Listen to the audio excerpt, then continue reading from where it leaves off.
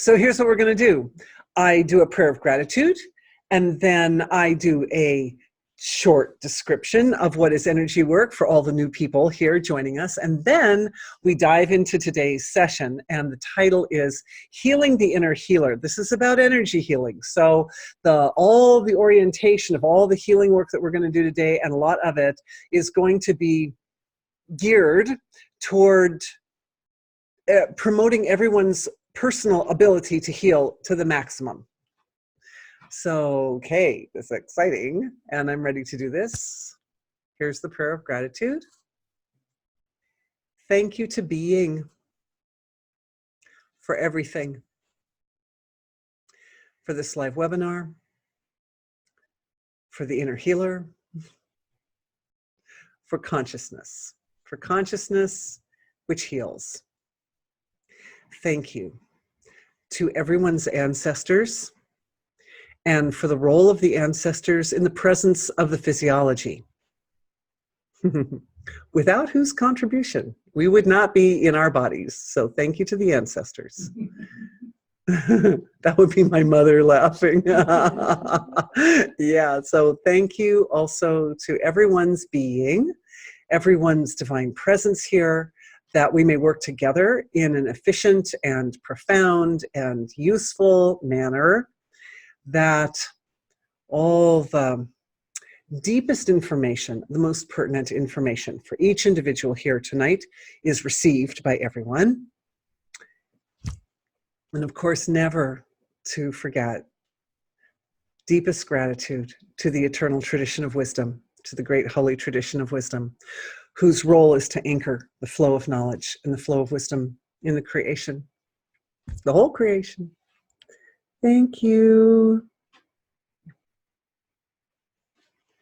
Okay, so what is energy healing? I bet a few of you could even answer that question, because we did that one a few times, but let's roll it again, because every time it comes out a little differently.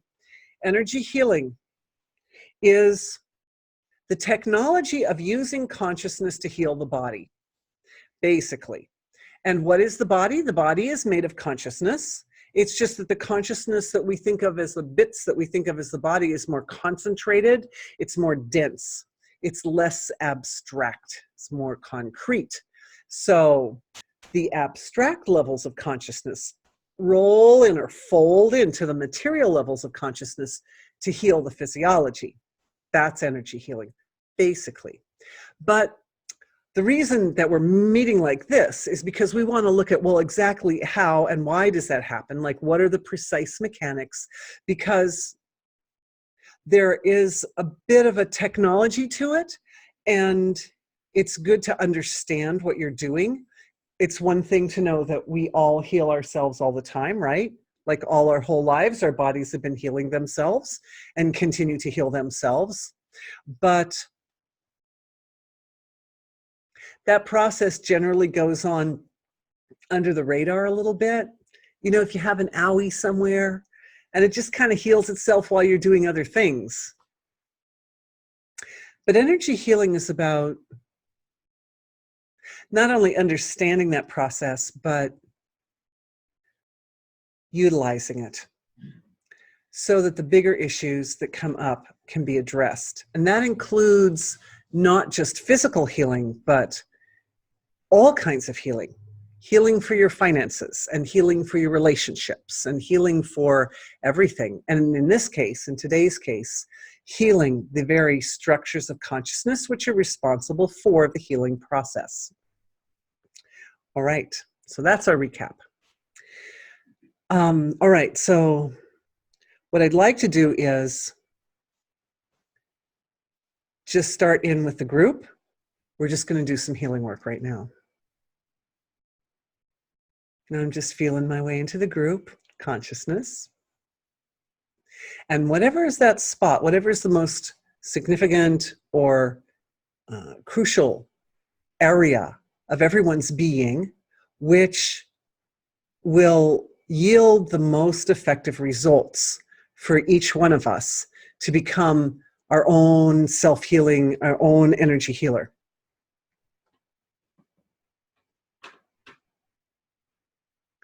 And the first thing that's happening, you know how often I do this? I look into the group, and several things happen, of course, as we look into the group. One is a kind of an organization or coherent structuring of the collective, of our healing collective. That's usually one of the first things that happens. So that's happening.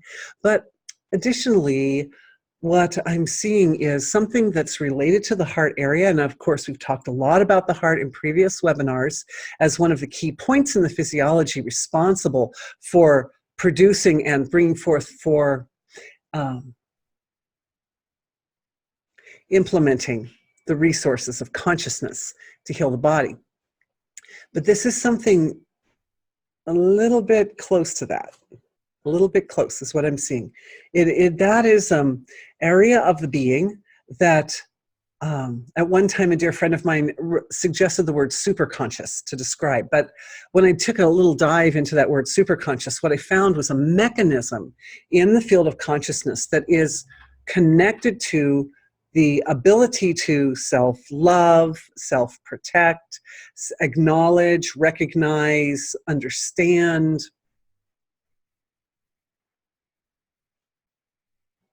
Also related to the hypothalamus. So we're at the hypothalamus. And everybody knows that's a little organ kind of deep inside the brain, up in the third ventricle. That's the part of the brain that's responsible for monitoring what goes on inside the body. So naturally a key player in the healing process, right? Energy healing is about directing attention, because attention is consciousness, in a way that promotes an effect in the physiology. So in order to direct, the director is this monitoring organ that can go into the body and can find what's wrong or what's missing or what needs to be completed.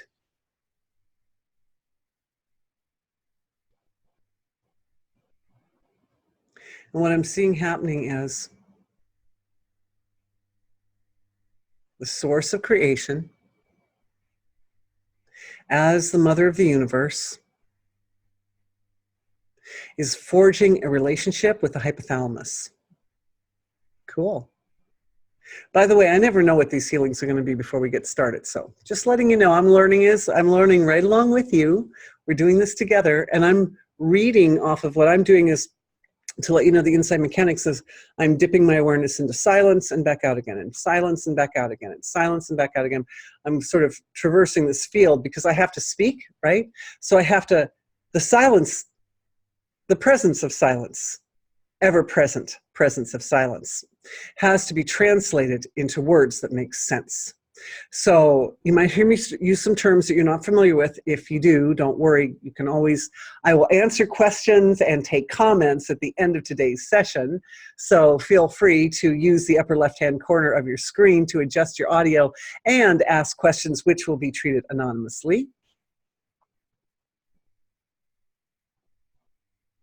But the source of creation,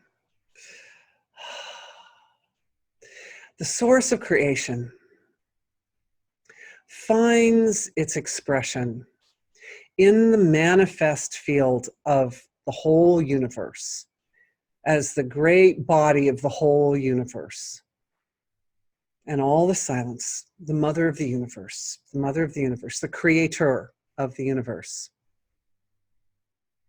And that's a very abstract relationship, but we need to talk about relationships if we're going to talk about healing the inner healer, because what we're essentially doing is we're setting up a relationship with our own inner healing potential.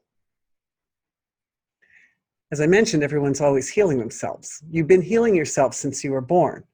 But the difference between doing that automatically and not knowing what you're doing and feeling like, well, I don't really know how to really heal myself, or I have these issues or problems that also don't seem to be healing. The difference is sense of self, awareness of who we are.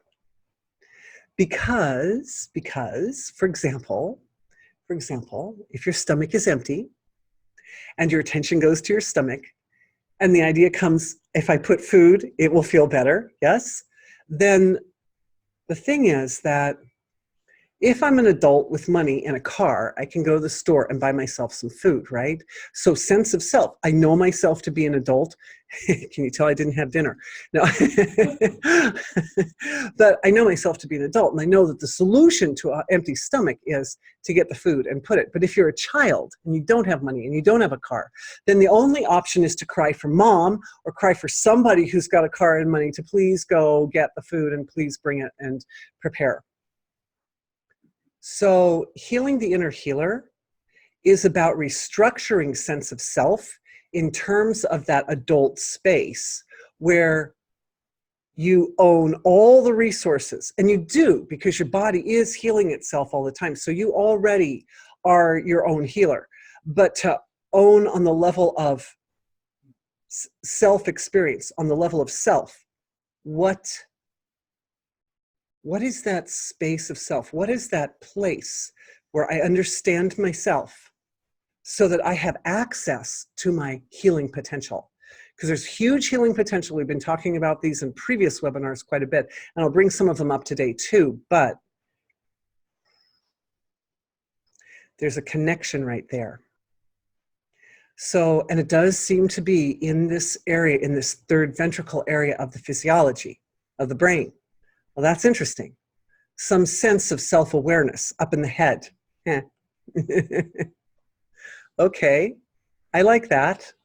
So what I'm seeing is something that looks like kind of a matrix-like connection. It's at the astral level of creation. Oh, and by the way, as I mentioned earlier, we direct attention intelligently, right? So new word for some people, astral level. We need a navigational system in order to direct our attention, right? Because it's one thing to have a symptom on the surface of the physiology, oh, something hurts, attention goes to where it hurts. But it's another thing to be able to navigate from the symptom on the surface down to the core of what's causing that discomfort, and then to root the discomfort out of the system from its seed, from its root, from its foundation. So that navigational system has to do with looking at the field of consciousness, because this is consciousness folding into the physiology. So we're looking at the field of consciousness from the context of complementary pairs of opposites. And in this case, we're looking at the opposites from the material level of the physiology all the way to the subtlest source of creation level of being. There's a whole range from non-material, quality-less being all the way up to the physical material level. And I divide that range into these 8 levels, at least right now. Ever-evolving process. But the astral level is about in here, and that's the level of creation where we find the web of life and all the threads of consciousness and the cords of consciousness, the streams of consciousness that connect everything, connect us all together. They connect, we inside the body, we think of them as meridians, right? Meridians and nadis and shrotas. So at that level, at the astral level, what I'm seeing is this beautiful, delicate connection between the third ventricle of the brain for everybody in our healing session. And the beauty, I love being in these webinars because each of us contributes something unique. Each person here has something, each of us, we could say, is an antenna of understanding the universe, and each from our own unique perspective. Now, when we went up to the Monmouth Observatory, which is just north of here, we're in Iowa, so Monmouth Observatory, we went up to talk about the length and depth and breadth of the whole universe. It's a beautiful talk. And this, one of the points that this cosmologist brought out was that if you put a telescope on Earth, and that telescope looks out into space, it looks back in time.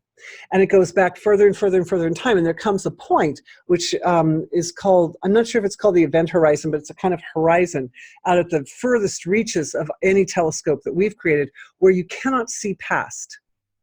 So all telescopes, they go back and back in time, and then there just comes this point where they can't see past this particular point in time and space. But he said, if Earth is in the middle and it has a big circle that it can see around it, and then you take another telescope and you put it on another planet that's just at the edge of what we consider our visible universe, and that planet with that telescope has a different circle that it can see. And it can see parts that we can't see. And so that's what we are for each other. Each one of us is like a point of contact with the universe. Each one of us is divinity looking at its own nature, which is the entire creation, and understanding it. And we each understand slightly differently. So the value of this fractal-like matrix of threads, very, very beautiful, tender little threads of consciousness that are connecting everyone from the third ventricles of our brains, is that it's providing all of us with a broader perspective, right? Because those two telescopes, they're like two eyes open, right?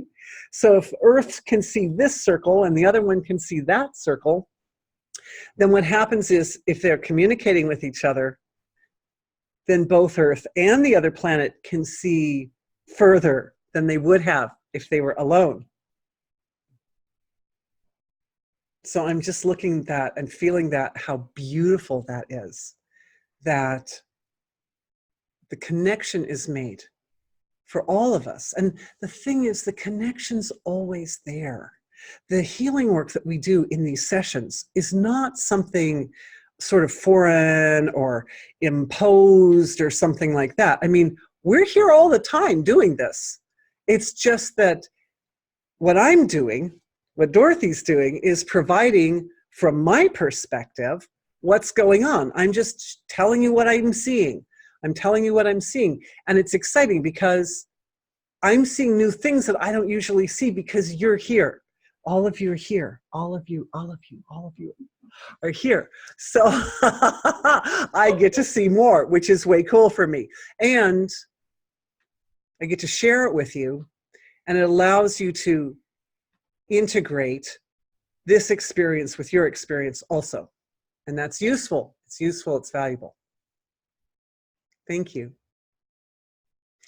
So that connection, it's one of the things that I'm liking. When I see the connection, then I start scanning it, okay?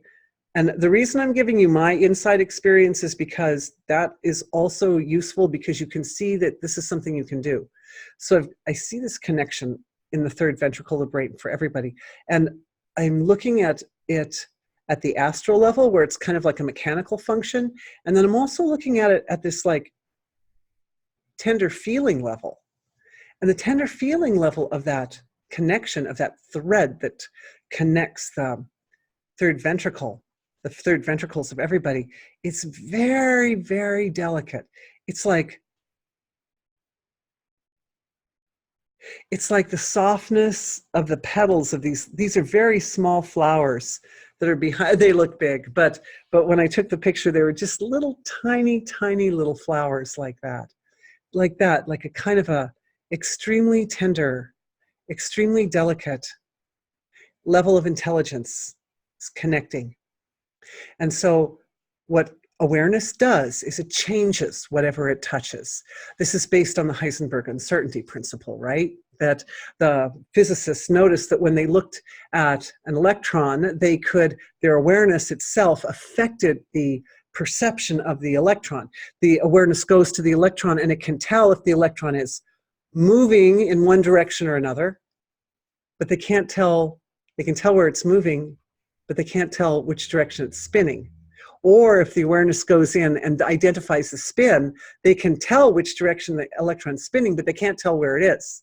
So this awareness does this tenderness of this awareness that's connecting. It's like a little thread of awareness is connecting everyone connecting us all in our group, the tenderness brings tenderness. It brings its own nature into that area of the physiology. It increases or enhances sensitivity.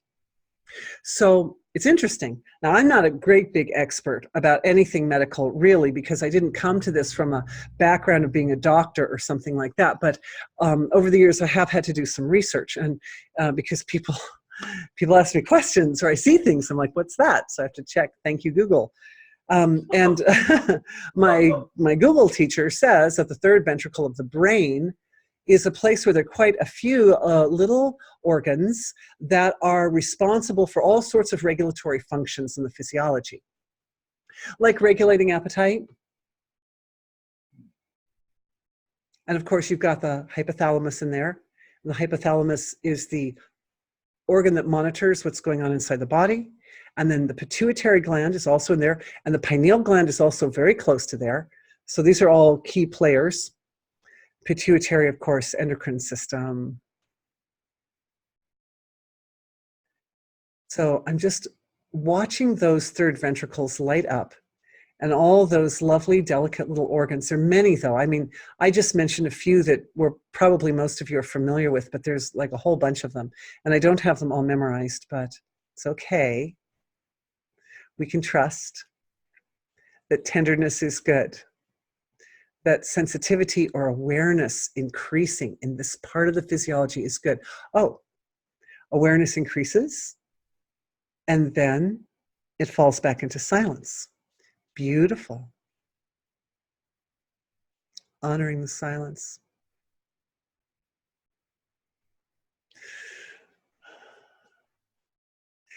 So, very interesting. This part of the brain, all these regulating systems, they are created, and this I'm just reading off of the silence. When I go into silence, then I get a read back, so I just tell you what it is. They make a kind of a self-referral loop between that third ventricle area of the brain and the heart area. Heart area, it's like a major player in the well-being or the wellness of the physiology. So the regulating systems are like talking to the heart. And they're not really talking so much to the physical heart as they are talking to the energy center that's in the middle of the chest. I call the heart Mahamarma because it's like a chakra, only it's way bigger. Big one here, big one at the heart area, big one at the abdomen area, in the pelvis. And what I'm feeling is as the tenderness that's in the third ventricle of the brain talks to the heart replies. And the feeling level in the chest starts to take on a tenderness, which it wouldn't normally, or which it is, I would say, it's like the heart area is practicing. It's exercising the ability to reflect like a mirror. They're like two mirrors. There's a mirror here saying tenderness, and then there's a mirror here that says, oh, tenderness. So they're reflecting this quality back and forth. This quality of tenderness is essential for upgrading the part of the area in the field of consciousness, which is responsible for all the healing functions. That area that is responsible for self-protection. Remember, I mentioned it before, self-protection, self-recognition, self-love, self-acknowledgement, self-understanding, sense of self is aligning back with silence again. What we know ourselves to be. That part that's responsible for the self-love. And stabilizing the silence. To connect the sense of self as one who goes through life's experiences with ups and downs and stuff, to the sense of self as being at the switchboard of what happens next and what happens next. Because all the illnesses and all the problems and all the difficulties that a person faces are, first of all, we can say they're born of ignorance, of not knowing that you reside at the switchboard of nature's creation, right? Of the source of creation, of nature's manifesting process. All of us, our consciousness is that manifesting process. It is that source of creation. And our consciousness knows, it knows on some innate, inherent level how that process comes forward. But there's a kind of a self-education that goes on in the bounce of consciousness back and forth between the silent source of self and the physical material relative level of self. So anytime the body falls ill or gets upset about something, it's because the body is also wise, and the body is also consciousness, and the body is communicating. It's communicating to the indweller, to the self, where the attention needs to go and what needs to be addressed. So you can say that it's set up a kind of a master-disciple or a teacher-student relationship is there. In that relationship between unbounded, unmanifest being, aham, I am the whole universe level of self, and the physical material level of creation.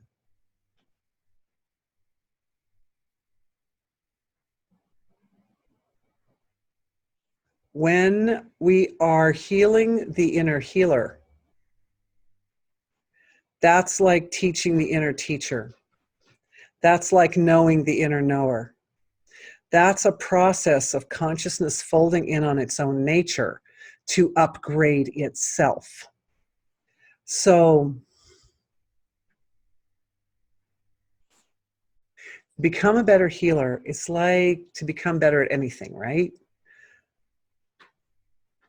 If you want to get better at baseball or singing or math or anything, we are accustomed on the surface to there being a process. A process. First you understand intellectually from the teacher, then you practice, practice, practice. Practice makes it so after a while you don't have to think so hard, right? You can just do it without thinking so hard. And then the mind starts to relax a little bit while the action is taking place. And then the mind settles down into its own source, into its own nature. And at that point, one becomes familiar with the home of that particular field of study, whatever it is. I went through a period where I was studying the arts in my life, all these different epochs, right? I studied music, and I studied dance, and I studied ceramics, and I did portraiture, and I did painting, and then after a while I went back and I learned like 9 more instruments, and I just kept going and learning over and over again all these different things. And what I found was that the process by which that loop takes place, where you go from being a beginner to being an expert, it got shorter. The loop got smaller and easier. It's like a person who knows many languages. I once asked a man who knew something like 12 languages, how can you possibly learn 12 languages? He said, the thing is, it takes a little longer to learn the first few languages, but once you've learned the first few, the next come faster and easier. So it's like what we're doing is we're oiling up the passageways by which the energy healing process folds in on its own nature and awakens or enlivens the individual ability to harness the energy healing capabilities. The cool thing is that we're not trying to learn something that requires a lot of muscle memory. If you're learning something with muscle memory, that takes time. But we're actually learning something that doesn't. This is consciousness folding in on its own nature, which consciousness does all the time anyway. It's moving attention. How many people practice moving their attention? We've been moving our attention around since we were born. So that's super easy for us. It's not going to take any time for you to learn this. You already know this. You already know this. We're just going in. I'm just going with my awareness now. I'm feeling. I'm kind of like feeling my awareness sort of penetrating through into that spot. Where is that spot? Where is that point where we connect all the pieces of information at a visceral level so that we actually have a direct experience of the energy healing ability folding in on its own nature to promote its own evolution. And what I'm feeling as I'm putting my attention in there is it's going into the core of the body, the cord of light. So this big cord of light, this meridian, another one of those threads, right, that comes in through the crown of the head and it goes all the way down through the center of the body, and it's anchored at infinity at both ends and feeds life force into the body. That cord of light. So that cord of light is becoming activated or enlivened as awareness goes, oh, it was the cord of light, and then dives back into the silence of being, holding that space for everyone, that beautiful, divine, deepest wisdom of the whole universe.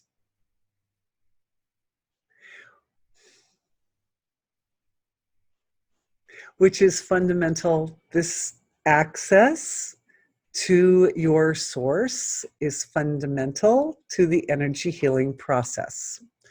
It is a matter of focusing attention, but it's not just a matter of focusing attention.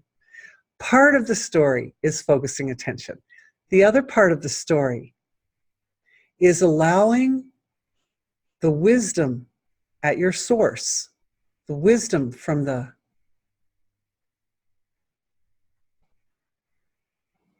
point of infinite divine being, that space of infinite divine being, that ocean bigger than the biggest, smaller than the smallest of self, to direct the attention intelligently. So who directs the attention intelligently? Being directs the attention intelligently. Just like I'm doing this over and over and over again in our webinar tonight. I keep doing it. Notice I ask a question and then I just go to the silence, and then where does the silence? Like I said, okay, where is that spot? Oh, it was the cord of light. So I'm just looking at the cord of light, and then I'm just diving back into the silence again. And I'm feeling everyone's cord of light waking up and activating. And in this activation, there's still that beautiful first flavor of tenderness that we were working with in the third ventricle and that went down to our hearts. That's still there. And I feel as if it's very important. The tenderness in the cord of light is very important because that tenderness is associated with mother. And we all have our human mothers, and some of us are human mothers. Right? So that's a good thing. But all people coming to Earth to be in their human bodies were here experiencing life in a sequential unfoldment of moments. And so because of that, there is no human mother who necessarily at every point in the child's development knows everything. She doesn't know everything. She can't. We choose to have certain particular family members who have particular strengths or weaknesses so that we can work together in our family construct to promote, again, a broader perspective or a broader vision of the nature of creation. So it's important. Human mother doesn't know everything. I know I'm a human mother. I don't know everything. I don't know what college my daughter's going to end up at. It's just up in the air. We're still waiting to find out. It would be so boring if we knew everything, right? However, healing is on the lap of mother. So we want to connect with that aspect of mother that does know everything. At least knows everything about the physiology and the life, because this isn't just about healing our bodies, it's about healing all aspects of life. We want to connect in with that part of mother that knows everything that needs to be known at any given moment for the being, for the body, for the life, for the family. We're in a time of year that's very auspicious for ancestors. So what we're looking at right now is a healing for the qualities of mother. And the beauty of each one of your ancestral collectives is that you have access to the consciousness of all your mothers, all your grandmothers, great-grandmothers, all of them, all of them.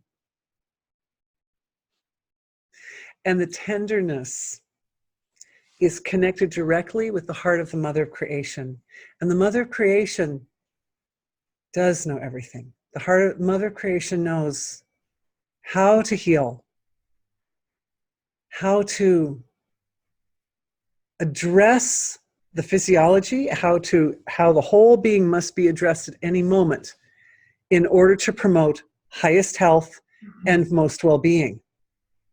And so this tenderness is healing all the mothers, first of all. It's healing all the mothers. And that's in their cord, and I'm seeing it mostly in their cords of light in the upper part of the bodies. I'm asking, can that go into also the lower part of the bodies? Can we address the womb? Can we address the mother parts, you know? All the parts, all the parts. Waking up the quality of the mother of creation in the whole physiology through the line of mothers, which means we are also working directly with digestion, because mothers carry the mitochondrial DNA and pass the mitochondrial DNA. Only fathers do not contribute mitochondrial DNA. The mitochondria are the essential, they hold the role in the physiology of that essential point in the digestive process where the food literally transforms from being something that you've taken in to being part of the body. The transformation process occurs at the mitochondria. And that ties into healing the inner healer. I'm getting the connection, download coming in. That ties in because the healing process requires a particular amount of energy.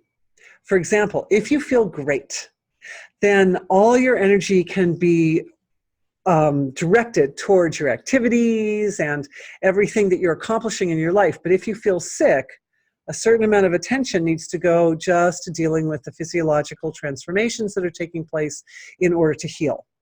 So this part of the process, big surprise to me, I mean, I didn't see it coming, is an upgrade in the raw materials, you could say, in the basic resources of energy that we have as individuals to draw upon to not only heal our physiologies, but also to, if the body's feeling great, to direct towards all aspects of life or anything else. In all directions, expansion of consciousness, healing the healer even more. So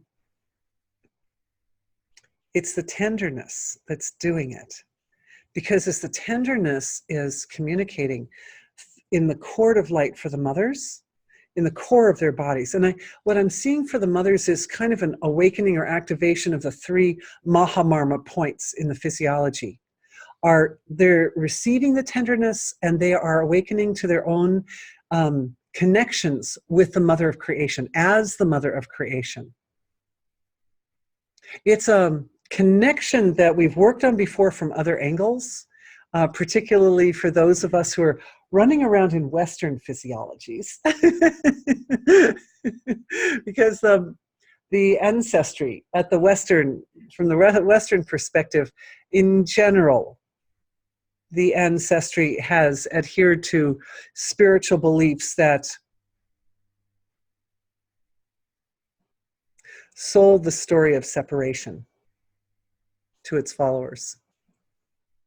So this is the story of unity.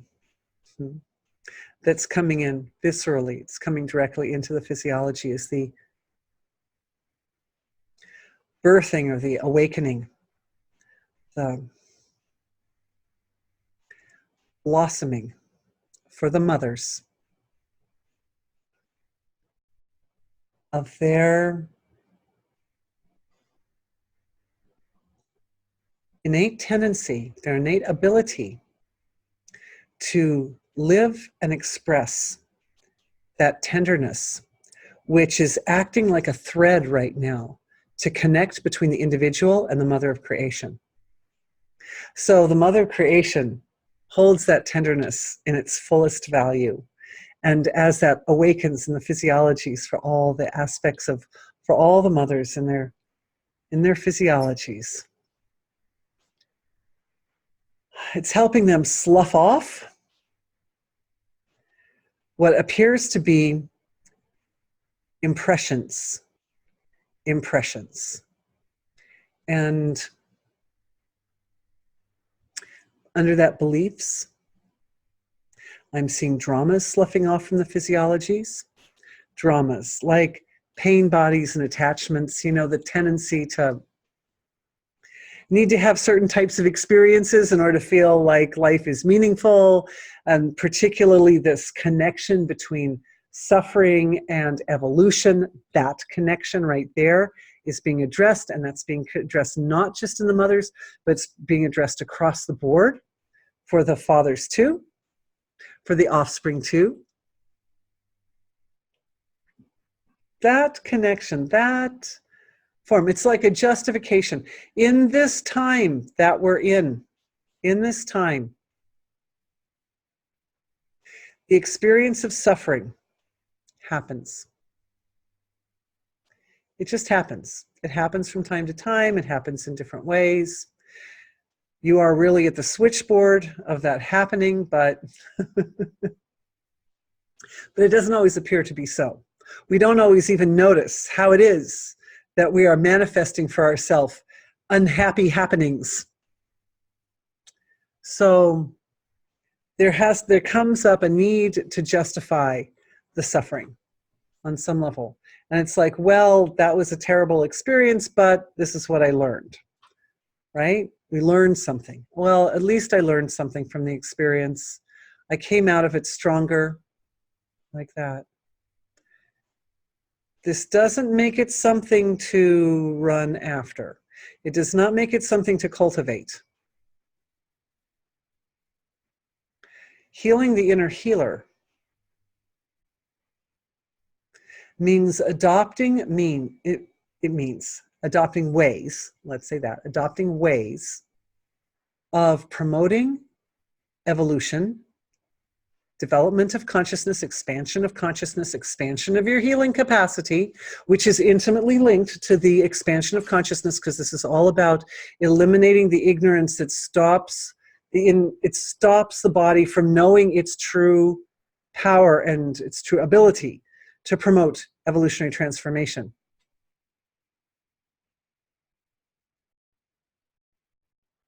This is coming in as a download. Downloads. Oh, okay. So here's the thing about downloads of information. It's one thing to get a huge amount of information. Somebody passes you a book. Oh, oh no, I just have this book. I thought I had this other book on statistics up here for a while. Somebody gives you a book. Here's a book. It's full of information. You're like, oh, great. Now what do I do with all this information? It's too much information, right? It takes time. It takes time to read every little page and understand every detail. So integration is required. So what I'm seeing happening is a bunch of things are happening all at once. Okay, I'm going to try to say them to you best that I can, everybody. So first of all, the connection of the mothers and of us to the source of creation, and that ability that's opening up through the cord of light, this healing that occurred for the cord of light makes the connection to the source of creation all the more complete and accessible and frictionless, natural, spontaneous. Balance. Balance is the nature of being. It's one of the aspects of the nature of being. The physicists tell us that the unified field is a field of supersymmetry. It's like perfectly balanced. And in order for the material level to come out, we have to break the symmetry a little bit. That's why it comes out different colors in different places. Everything's different because the symmetry is broken. So balance is first, is there. Balance is like in our open activated cords of light and in the three Mahamarmas for our ancestors. Balance is presenting as a divine form, as something that you own. We could say like a template or an archetype, like a form of creation which is ever present and ever accessible to everyone.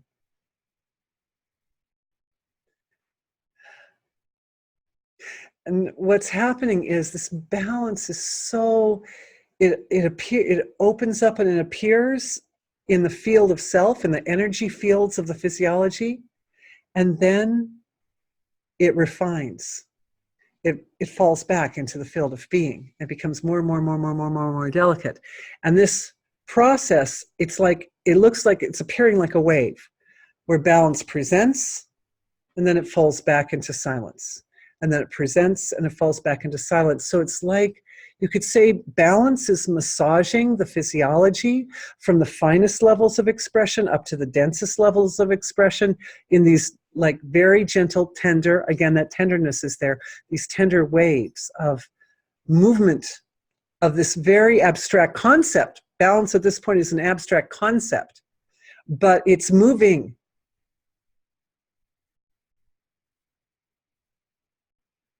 And the ancestors are getting it first. They're understanding the importance of gratitude and reverence and appreciation. They're seeing, particularly those ancestors who are not in the body, the ones who are sitting in the subtler fields of creation, that are sitting in the delicate bodies, in the subtle bodies. They understand this wave. They understand this wave to be a universal expression of divine intelligence. And they're grateful and appreciative.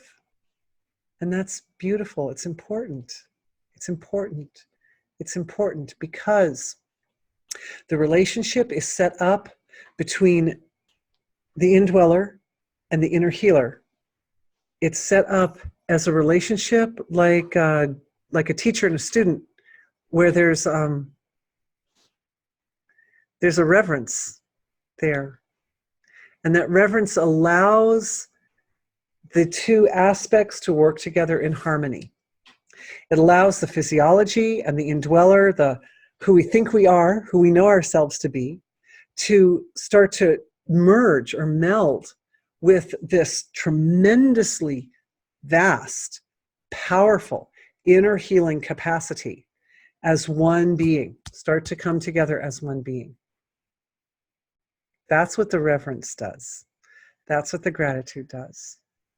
And it's just balance. It's balance. I think I've heard, doesn't Ayurveda say that health is balance? Somebody says that. Somebody wise.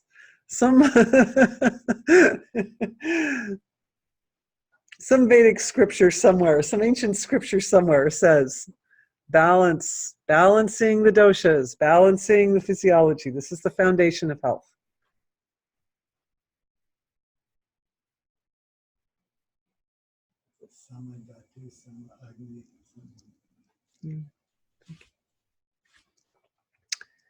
Integration. Once the balance is there, once the balance washes across the physiology over and over and over and over and over, becoming more and more refined with each stroke. Integration. Because integration allows for more inflow of wisdom with grace. Remember the book? It's useless without integration. It's useless. Because, you know, if you get the most valuable gift on earth, like a diamond, right? A diamond around the neck, but we don't know it's a diamond. We haven't integrated that fact yet. Then the diamond just feels like a big weight around the neck, and it's like, what is this stupid thing? Get it off of me. But if one knows, oh, it's a diamond, it's very valuable, it's very precious, then it's like, oh, I see. Oh, I see. I have a little precious rock. From the rivers in Missouri. Then all of a sudden, it means something and it's useful. Oh, it's a diamond, right? Oh, well, you know, then it enhances my beauty or whatever. So integration requires balance in order to function more efficiently. So I'm seeing the smoothness. I'm seeing the balance, this balance, which is like massaging through the physiology. It's like oiling and smoothing the pathways through which we integrate information. Good, good. This means more truth, more knowledge, more expansion of truth, expansion of knowledge, expansion of awareness, more efficiently. Wow, cool. I wasn't expecting that. Thank you, guys. Thank you, everybody.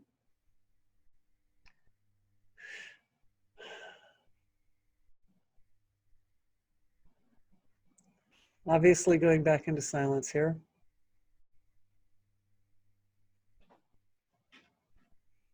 So what's happening is I'm feeling the integration. It's happening primarily at the heart area of the physiology. And then the integration is kind of working its way up the body like this, and it's coming up to land up in the throat neck area, which is the area that we give expression to our experience, right? If you want to show it, you do it with your hands, or if you want to speak it, you do it with your mouth.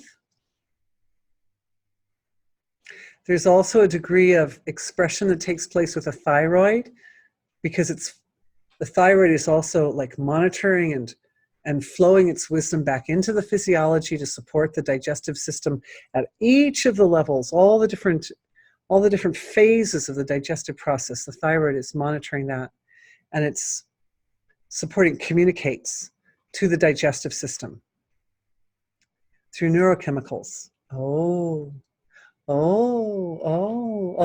information coming in. Okay, so thank you. I guess evidently we've got maybe a few people in the audience who need some little healing for the thyroid. So what's happening is the quality of energy that's coming to the thyroid area is pure sun energy.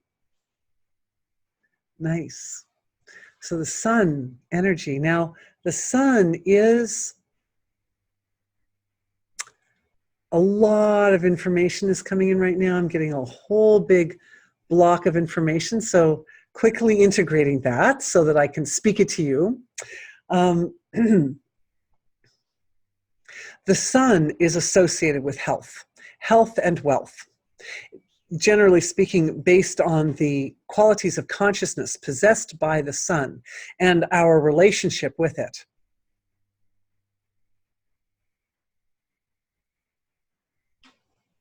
And everybody's getting a download of sun energy, and it's coming right into this area of the physiology.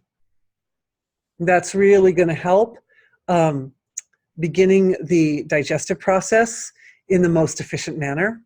We're coming back to digestion a bit, I guess, because digestion is fundamental. That's where we gather our resources, right? So we had the healing to increase flow of wisdom and knowledge and integrate faster wisdom and knowledge. And we had that healing for the mitochondria. Oh, beautiful. So from one of the, we'll take comments in just a second. Thank you for that, though. Thank you so much. Integrating. We're integrating the sun energy Ah, I see. Okay, okay. So we had to do this healing that increased our ability to integrate information first before we could get this particular download from the sun, because the sun is so concentrated. There's so much information that comes to us from our sun. Like every photon is ancient, right?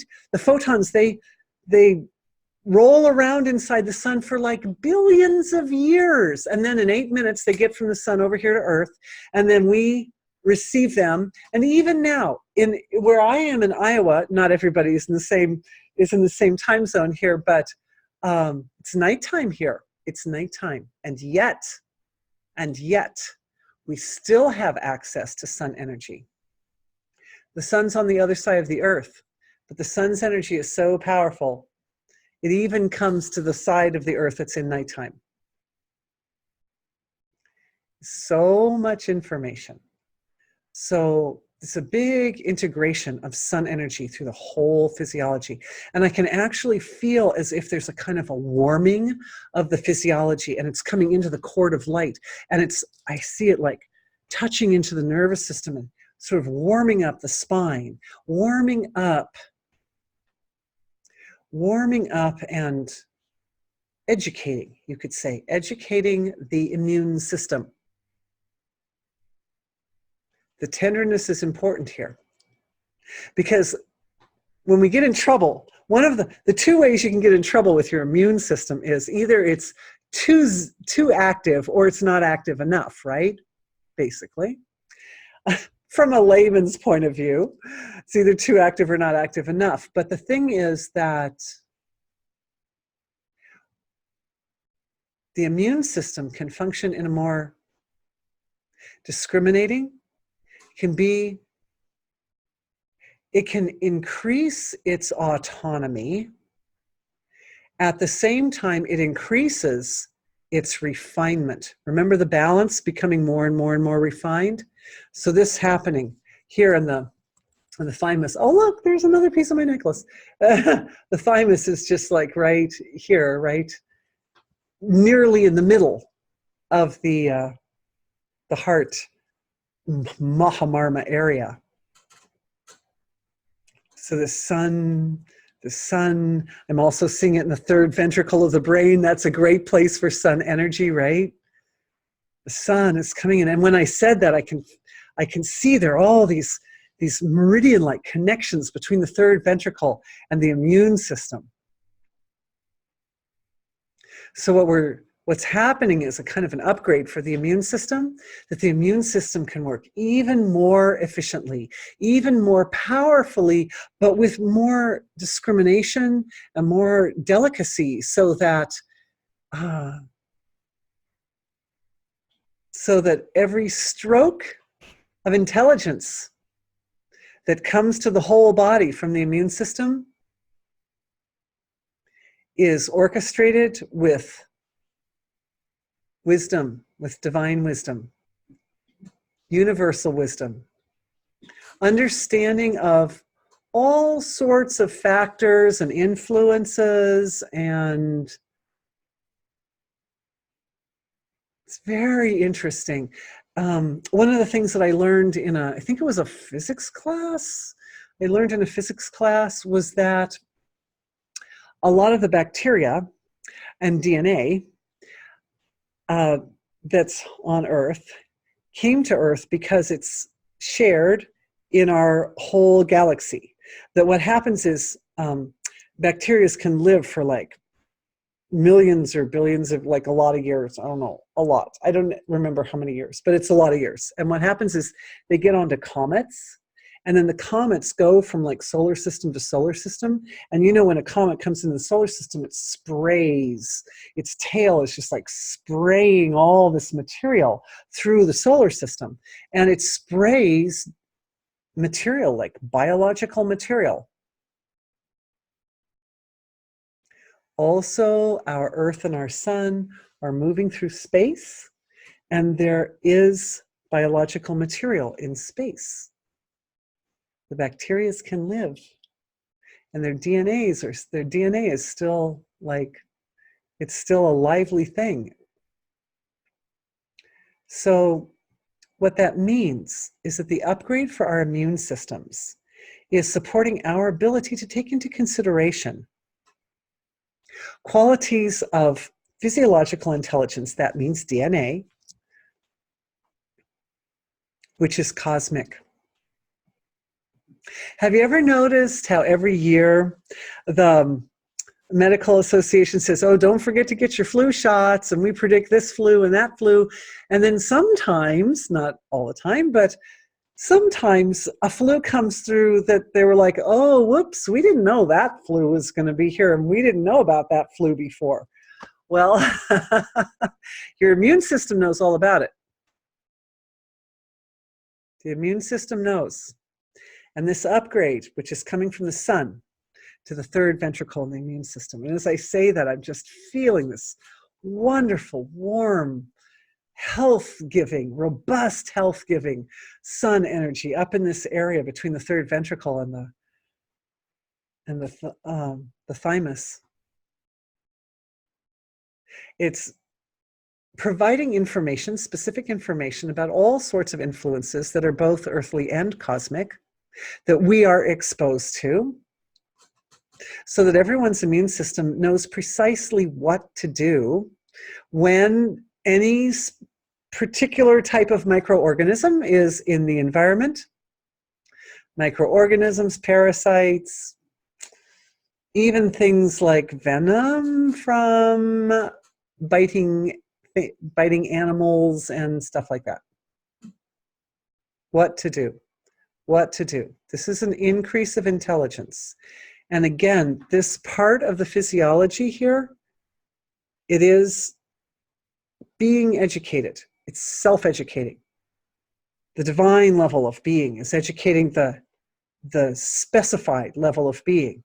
And so the response is gratitude, reverence, appreciation. And what that does, what that gratitude, reverence, and appreciation does is it tickles the source of creation.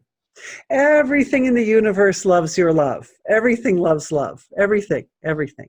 It's a universal expression. The mother of creation loves your love. Nothing is more valuable. Nothing is more precious. We give that.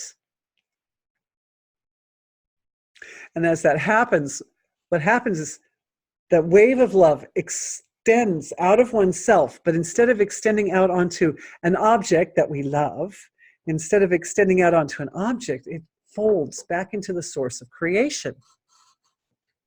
And when it folds into the source of creation, it multiplies to infinity, because that's the nature of the source of creation, is that it is infinite,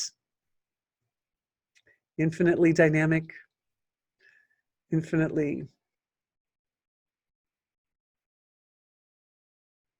indescribable. Loops and loops and loops and loops and loops and loops. Because the more reverence and gratitude goes there, the more nourishment also. It's like a self-feeding loop.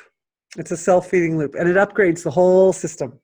It upgrades every particle of the being.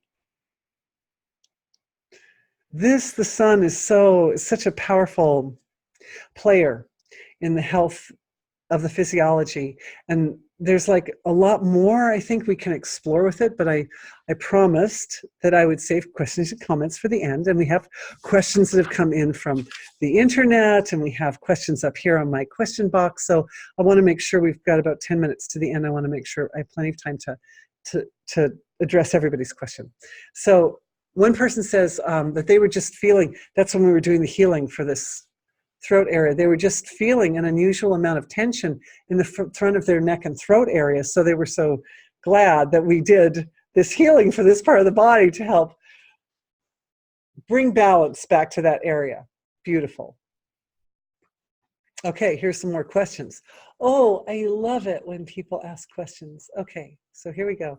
Now, remember, guys, some of these questions might have come out earlier, you know, in the session based on something I said earlier. So, okay, if the birthing mother as the microcosm source of creation is broken, do we who are birthed through that carry the brokenness? Oh, that's such a good question, right?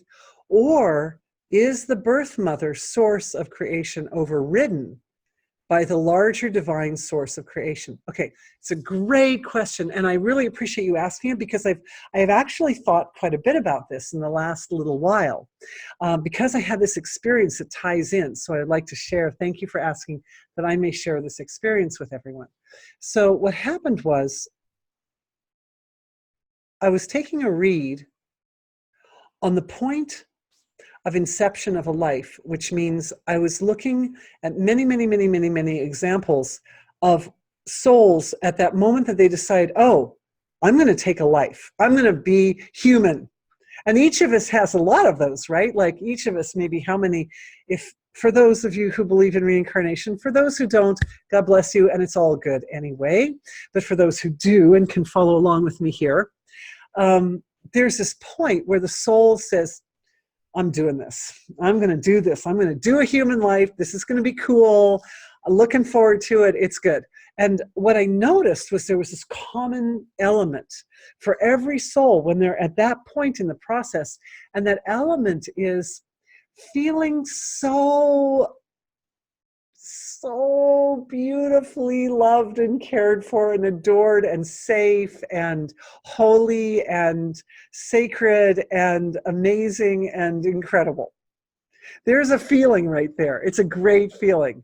It's a great feeling. We know that once people get down here on earth and we get into our human bodies, there's a big spectrum of where they end up and where they go and what actually happens. But there's this point at the beginning that's so sweet. It's like, what I realized it is it's an intimate connection with the mother of creation, which is like a perfect holy mother. It's like the archetype of the perfect mother is right there. And that's where we all kind of start the process. So we start with that as our seed. We start with it at the inception.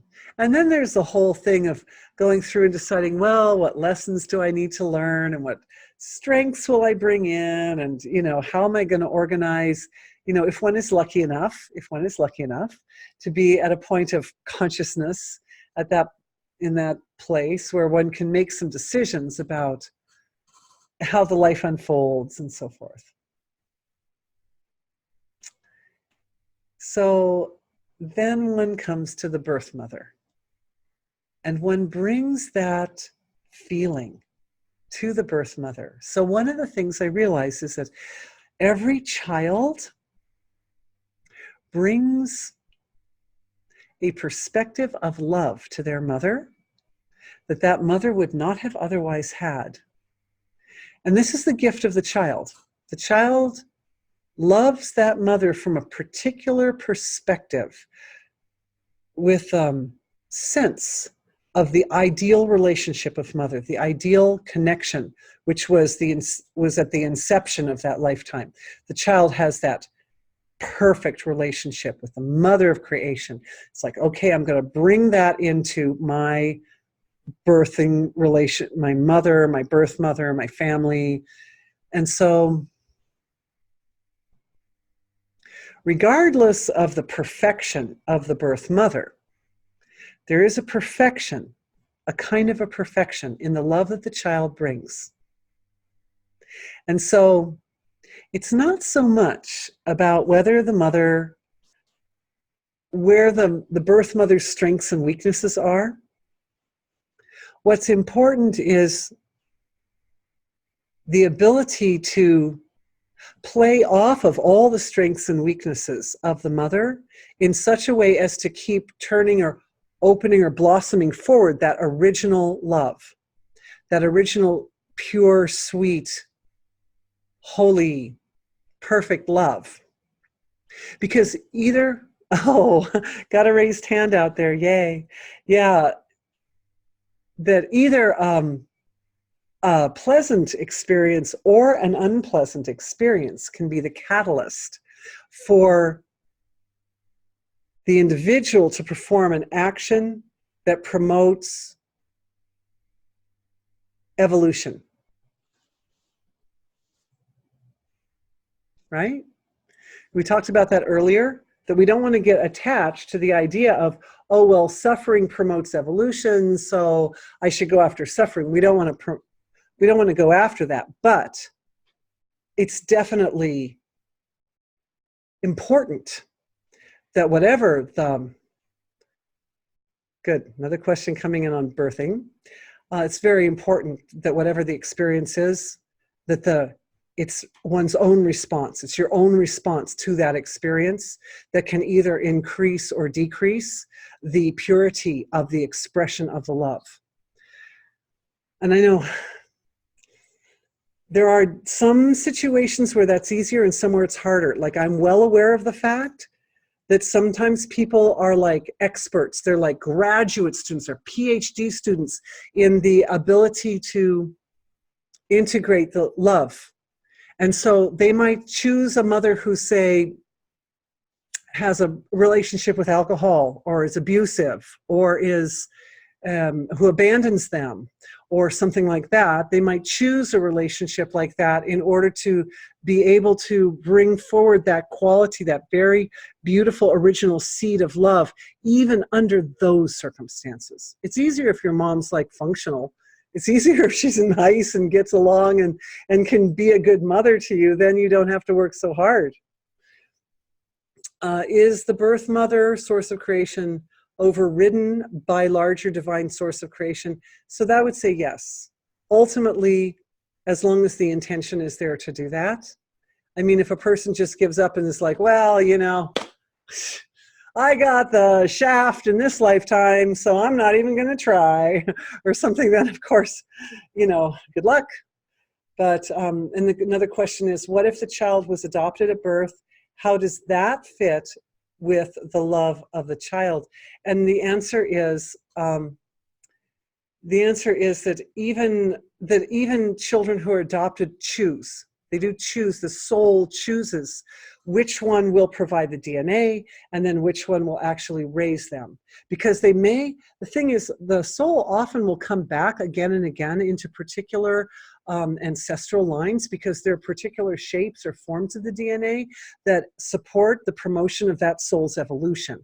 In the same way that people come back often again and again, they revisit certain places on Earth, because the Earth energy in particular locations has this very sort of nourishing or life-supporting effect on the individual. So, you know, you might have been born in one country and find yourself really attracted to travel to another country, and the same goes with the DNA. That you may find yourself manifesting again and again into a particular ancestral line, but it could be that the habits that you want to pick up or the skill sets that you want to learn need to come from somebody else. And so adoption, it definitely fits. Those children are supposed to be with those adoptive parents. Okay, here's another question. This one I just realized is from, this other question that was here is from Europe. So I'm going to catch that one tomorrow, because our Europeans will be on tomorrow. At least more of them. God bless all of you who are on tonight from Europe. What if the child, oh no, I did that, okay. Is the regulating function in the brain regulating the heartbeat itself? Or specifically arrhythmia? Okay, so this is a really good question. And I think what I'd like to do, because we are also at 9:15, I think what I'd like to do is, there's this question. I love this woman who wrote this question. She's an energy healer. And her questions are like, they always activate like a whole big downloads and more information. So there's like a whole area to talk about that. There's like a whole field that I would really like to dive into with that, and I'd like to give it its due time. So I think what I'm going to do is I'm going to defer this question until tomorrow. I hope you, dear, I hope you can be with me again tomorrow, that your schedule allows. If not, of course, you get the video. But I do want to look in depth at this question. It's a really great one, but I need a little more time. So thank you. Maybe tomorrow what I'll do is I'll leave more time at the end for questions, because there's one more question here, and this still relates to the child, so it kind of ties in. Under the label of an adult child of an alcoholic, I have found, as you call them, a collective of what seems to me to be highly evolved beings what comes with the experience for many in the spectrum of that label is an absence of a sense of self. I've been experiencing this also, right? Because a lot of times children, if they're abused a lot, they tend to disassociate. They'll like jump right, they'll like step back and be witnessing an experience is so traumatic that they literally would be overwhelmed if they stayed like really in the experience. So they'll they'll separate a little bit. And I'm not saying like I'm not saying out of body experiences necessarily, although sometimes that can happen, but at least witnessing experiences. And that ability to witness is part of the gift, you could say. That what I found is, because I've worked with a lot of people, like thousands, I've worked with thousands of people. And what I found is that children who are very badly abused as little ones often are extremely adept at witnessing their own experience and have a natural propensity as adults to self-create experiences of expansion of consciousness. Interesting. I mean, it's a horrible way to go, right? We hope that we can create this experience for everyone on earth in such a way that nobody has to suffer. Please, God willing, please. But, okay, so she has the experience of this also, however, has always felt very divinely connected. Yes, because that experience of being in more of a witnessing state is more at like the source of self. It's that silent witness that's behind the whole manifest level of creation. And she's reparenting herself like that, even right now. And right now, you just started to talk to my question exactly. Ha ha, thanks. I'm going to keep it up what I'm doing. Ha ha, you're the best. Thanks. That's a good question to end with. Thanks for the cool statement. I really appreciate that. And with that, we've gone just to our hour and 15 minutes. So we're going to wrap it up for tonight. I will come back to this other question, and I'm not going to close. I guess I can go in on my account, and I can pull this question off later. So I will go ahead and close, I guess. But thank you, everyone, for being with me tonight. We wanted to try a different format tonight. As some of you might have noticed, it was a slightly different format that just involved healing and healing and healing and healing and healing and healing without as much intellectual analysis and that side of it. After all, we did heal the ability to integrate, so each of you can do that part even for yourself. So thank you, everyone, so much for being with me. Yay, oh, thank you. Thank you, everyone who's raising their hands. I love you. It's been wonderful to be with you all, and it's been a wonderful experience for me. I learned so much from all of you. So thank you. We'll do it again. I'll be back here at 11 o'clock Fairfield time tomorrow and dive into some of the other questions. Thank you. Bye. See you soon. Yesterday, I tried something new, which was I tried doing a healing pretty much for the whole webinar, just start to finish. Usually I get caught up. I end up giving you a lot of intellectual material, and I'm doing a lot of descriptions and so forth. And yesterday we kind of just dived in and just did some work. And one of the areas covered was for increase of access to internal resources. Increased access not only to internal resources, but quality resources, refined resources inside the material or the stuff of which a healthy, wholesome, holistic flow of consciousness is comprised. Another whole area that we covered was healings for mother and mothers. And that came up because healing is on the lap of mother. And our first experiences of healing are with mother. So that's very important. And I think we're going to need to look a little more at that today. I know there were a lot, it was an hour of healing, so I'm sure there was more. But I think the important thing to me when I look back on yesterday's session and I compare to today is that we didn't really solidly nail down the range and expression of the inner healer. And I think that's pretty basic and important. We need to know, who is this inner healer who is being healed? Because, right, if the patient comes to the Western doctor says, oh, we'll run some tests, because they need to know. They need to know, what is the situation with this person that I'm trying to help? It's not okay to go in blind. Now, yesterday's healing, I didn't feel like I was going in blind, because I understand. I have a sense of it, but I realized for all of us to become more efficient and to become better at healing ourselves, we have to really have a nice tight grip, a nice concrete understanding of what and who is this inner healer. So that's one of the areas we're going to cover today. Also, we have some great questions that came in from yesterday and some more from today. And so I want to be sure to honor those. And as I mentioned before, I'll answer questions at the end. However, I'll leave a little more time this time. So now what I'm doing, and I always give you my inside reality as well as the outside, because that's how it becomes evident, the mechanics of how this healing thing works. So what I'm doing is I'm just letting my awareness settle back into the space of absolute silence, the source of creation. And what I'm feeling is energy going to the heart area, finest level of feeling. Who is the inner healer? The inner healer is divine being. The inner healer is the source of creation. There's a little problem with that, because the source of creation is quality-less. It cannot be really known or understood intellectually at all. It can only be known by virtue of its own experience of itself. So that makes healing it kind of a little tricky, especially if we're trying to define who's the inner healer, right?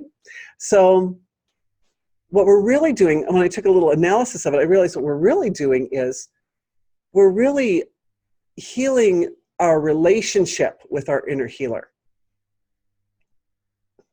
And through the relationship, we understand the inner healer better. So what we're really looking at today, what we're going to look at and focus on, is the connection, the integration. And we started that yesterday, right? With all that work on integration, all that work on balancing. We're going to start by connecting in with the pathways between the symptom, which is at the surface, and the healing potential, which is deep inside. There are some pathways that are more efficient than others. Some pathways don't lead you to the inner healer. I'm looking, and I'm getting a read on the whole group, and like a lot of downloads are coming in, and I'm sorting very quickly to figure out which piece of information to bring up first and how to present in a sequential unfoldment, bite-sized chunks, so that it's easy for everybody. Okay, this is good. Okay, it's starting to gel. Okay, so I just referenced it briefly yesterday, this idea that we have from the gross material level down to the source of creation. Ooh, the visuals are getting interesting. Okay. Wow. And careful with the hands there. And so the thing about that is that the healing functions are administrated through the junction or the relationship between the source of creation, which is like the resource of all the energy and all the wisdom and everything that you need to heal. And then that first finest level of expression of self, which is very abstract. It is a collective level of yourself. I use the word causal to describe that level, but use whatever word suits you best. The important thing is that's the area of us we share. It is held collectively with all living things throughout the universe, not just on Earth. It's big. Everybody splits up and divides up that causal level a little differently. And I talked about that yesterday using the analogy of the telescopes on different planets. Remember that? So you know, a telescope will see in a circle around itself, and another telescope over here will see in a circle around itself. But if the telescope circles overlap with each other a bit, then they can share information, and all of a sudden the guy on this planet over here can see what's going on clear over here, and the guy on this planet over here can see what's going on the edge of the guy on the first planet's telescope. So we are doing that for each other in these webinars. This is important. It's not just Dorothy's vision. It's the fact that I am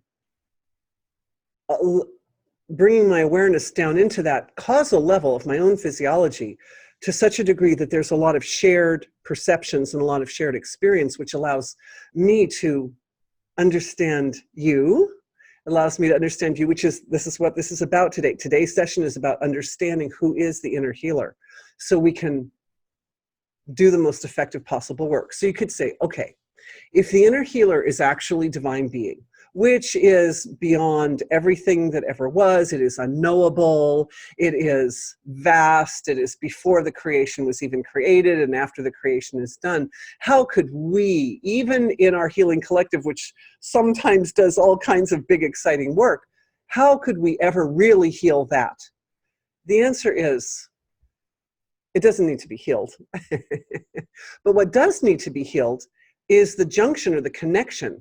It's our own ability. What needs to be healed is our ability to harness that resource. That's what needs to be healed. So that's what we're focusing on down at the causal level of the physiology. That's the junction point where who and what we are connects in with that source of creation.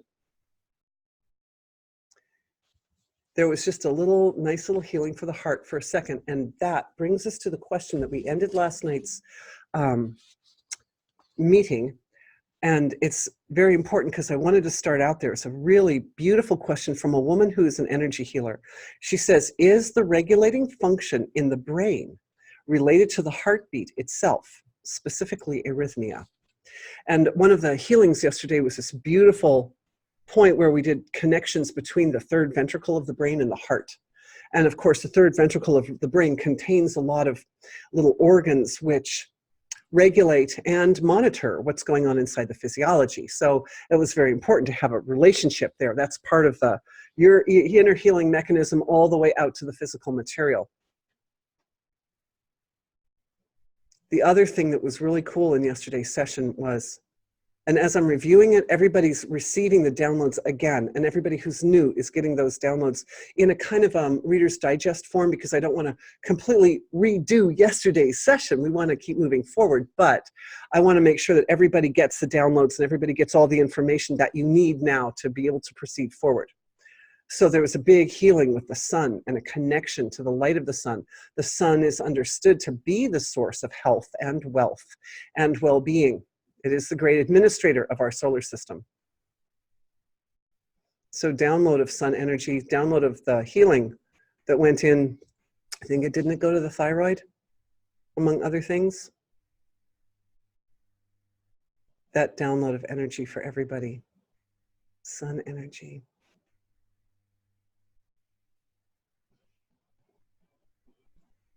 All right. The sun gives us energy through the electromagnetic spectrum, among other things. That's how it gives the physiology energy. There are other kinds and types of energy coming from the sun that are more on the level of consciousness, but the sun, the connection with the physiology, and therefore the connection with actual physical healing, is through the electromagnetic spectrum. This is important.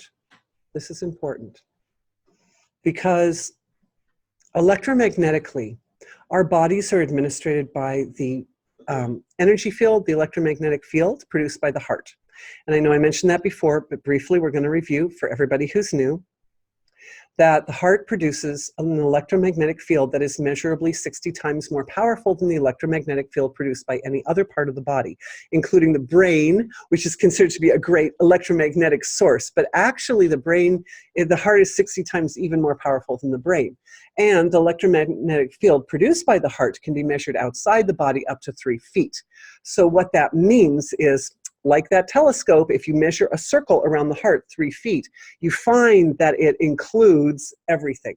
It includes your head. Well, it doesn't include your toes, but it includes the whole torso area and all the major organs and structures that are responsible for endocrine function and digestion and elimination and lymphatic and everything. Excuse me. So this is important. This is important. So the interface between consciousness and the physiology is ultimately through the heart. Now the heart, the beat, okay, so there's the beat of the heart, right? Okay, but it's not exactly the same. The beat of the heart isn't exactly, each little wave isn't precisely like the last one. It's influenced by consciousness. It's influenced by the feelings that we have in this big energy center in the chest, the heart Mahamarma. That's the actual, I would say, administration behind the heart, because every little feeling that passes across the palate, every thought, every action, every perception, it causes, the heart will respond by modifying its beat just a little bit. And every single modification of the beat then goes into the rest of the body and talks to the body and tells the body what's what. And it tells the immune system, you better get on gear, man, I'm in trouble right now. Or it says, everything's cool, everything's groovy, we're fine. So everything's groovy because what we're doing is we're using attention. So we're bringing attention right to that nice center right in the middle of the chest. That's step number 1, because that's what it wants to do. And I'm reviewing the integration and balance between the third ventricle of the brain, where all those organs like the pituitary gland and the hypothalamus and thalamus and pineal gland and arcuate nucleus and a bunch of other different organs are there that are responsible for maintaining balance and health. And just feeling that lovely, open, clear channel of communication between the heart and the brain. There's, as we mentioned yesterday, there's kind of a reflective thing that happens where the intelligence, because most of the blood goes up to the brain, right? So the intelligence that's going on here in the heart area comes up and talks to the brain, and then it comes back down again. And so there's like a self-referral loop of communication going on in the physiology right there.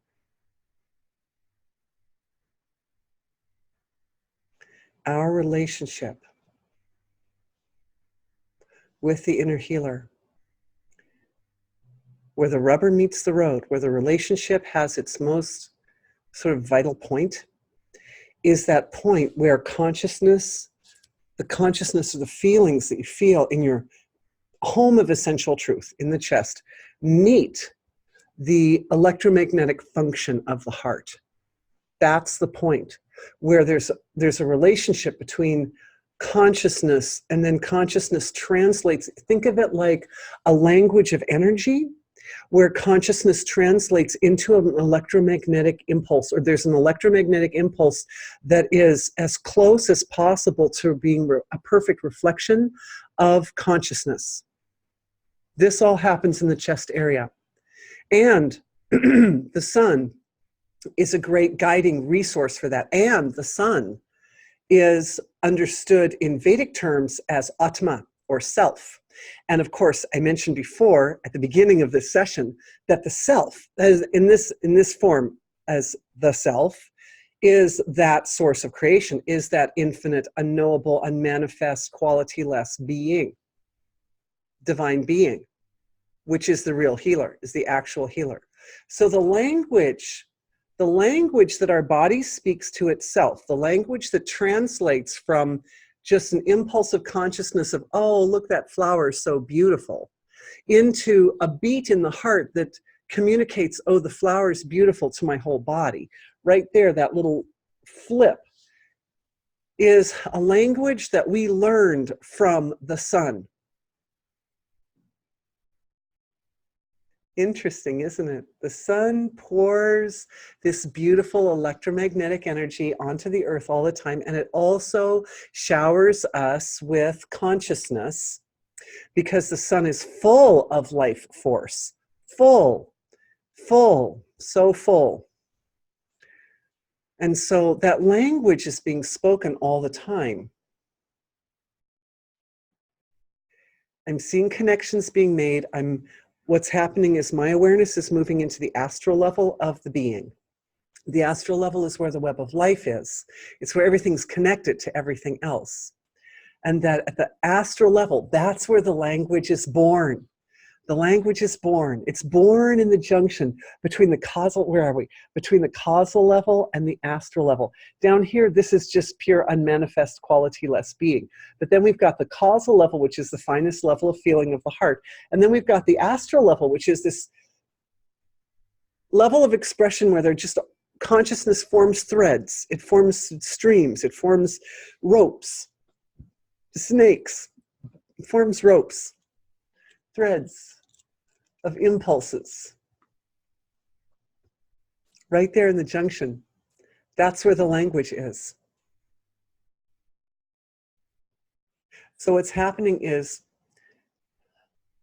it's a very sweet thread connecting everyone's hearts, because this is where we own the wisdom of how this language works and how to translate and everything. So we own it right here. And that's connected. Everyone's heart is looking at this particular structure right there at the junction between the causal and astral. And what I'm experiencing is just tremendous, tremendous gratitude, tremendous sweetness, tremendous reverence and amazement at the way the system functions, because it is fantastic. We became humans so that we could know reality, so that divinity could know reality as us. So coming back to that point, how could we as humans actually heal the creator, heal the healer, which is also the creator? The answer is that the creator created human in yoga. Ah, yes. Beautiful. So another question. I'm going to catch all the questions shortly. I'm going to catch all the questions. I love you guys for your questions and comments. But coming back to how we heal the creator, is that the creator is healing itself through us. And that is a constant. We think of ourselves as separate we think of ourselves as the creation and separate from the creator, but it's not. The creator, this is the creator self-knowing. This creator is self-knowing through its own creation, through its creation of itself. And so that is moving like a cyclic wave through the physiology. It's known in the center of self, in the causal level, the finest level of connection between unmanifest and manifest. And then that knowing is translated into impulses of the heart, which are then moving through the physiology and communicating all the way. And that's when you can get down all the way to the toes, right? Because the blood goes all the way to the toes, God willing.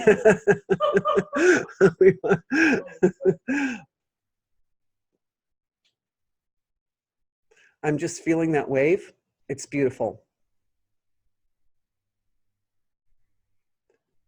It's a wave of deep gratitude, reverence in the heart, translate and recognition, acknowledgement of the beauty of this system, of the refinement of the way this system works.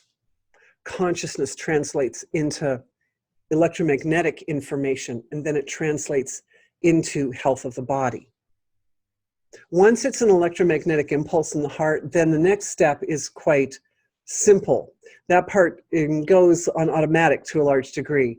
It's a great connection. But we're working at the seed, at the source of it, at the switchboard, because that's efficient.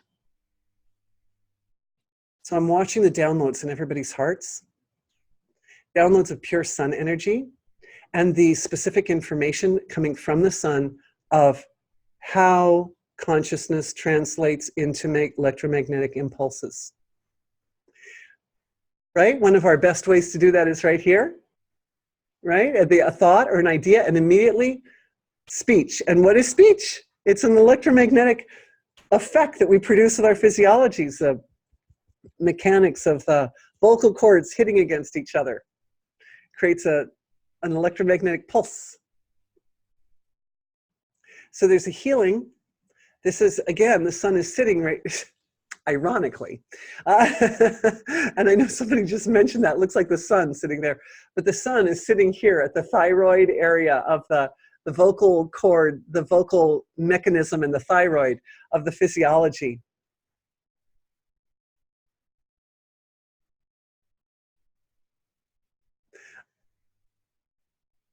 I'm just watching it. I'm watching it. Here it is. It's coming forward. Beautiful. All right. So what I'm seeing is there's an energy that's coming from the head, the throat area. It's coming up through the inner channels. You can see those threads of light up through the head into that third ventricle of the brain, and then right out into the face.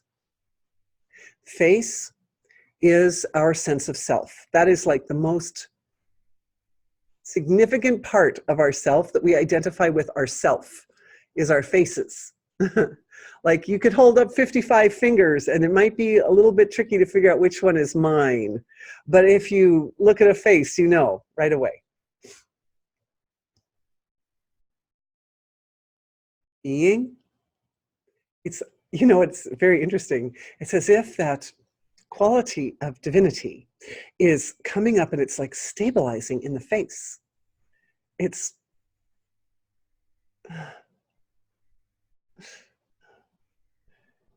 it seems to be moving, for one thing, through the senses of perception. And I was thinking over the, you know, it always takes me a few weeks to like consider the topic. And one of my thoughts was, you know, it would make sense to do a healing for refined perception, because one of the keys to healing the inner healer is to heal the ability to be very clear and to really know exactly where to put attention and how to put attention. Like, isn't that what energy healing is about? Is the intelligent direction of attention. So senses of perception. And one of the first things that's happening for the head and senses of perception is an awakening of energy of acceptance. Receiving, embracing, allowing, adoring. No rejection, acceptance. And that means acceptance even of sensory input, sensory experience, which is outside the context of physical material, what we're used to. Like that amazing sound that sometimes comes into the ears, you know, it's like a kind of a buzzing, sort of humming sound. There's so much in that sound. So much. It contains all the music that was ever written in the world, and it contains all the voices of all the people and all the animals and the dinosaurs. The dinosaurs made incredible sounds. They had to have, because they had these massive resonating chambers in their heads, like their whole, like what's sinus area to us, right? With these great big, on some of them, great big,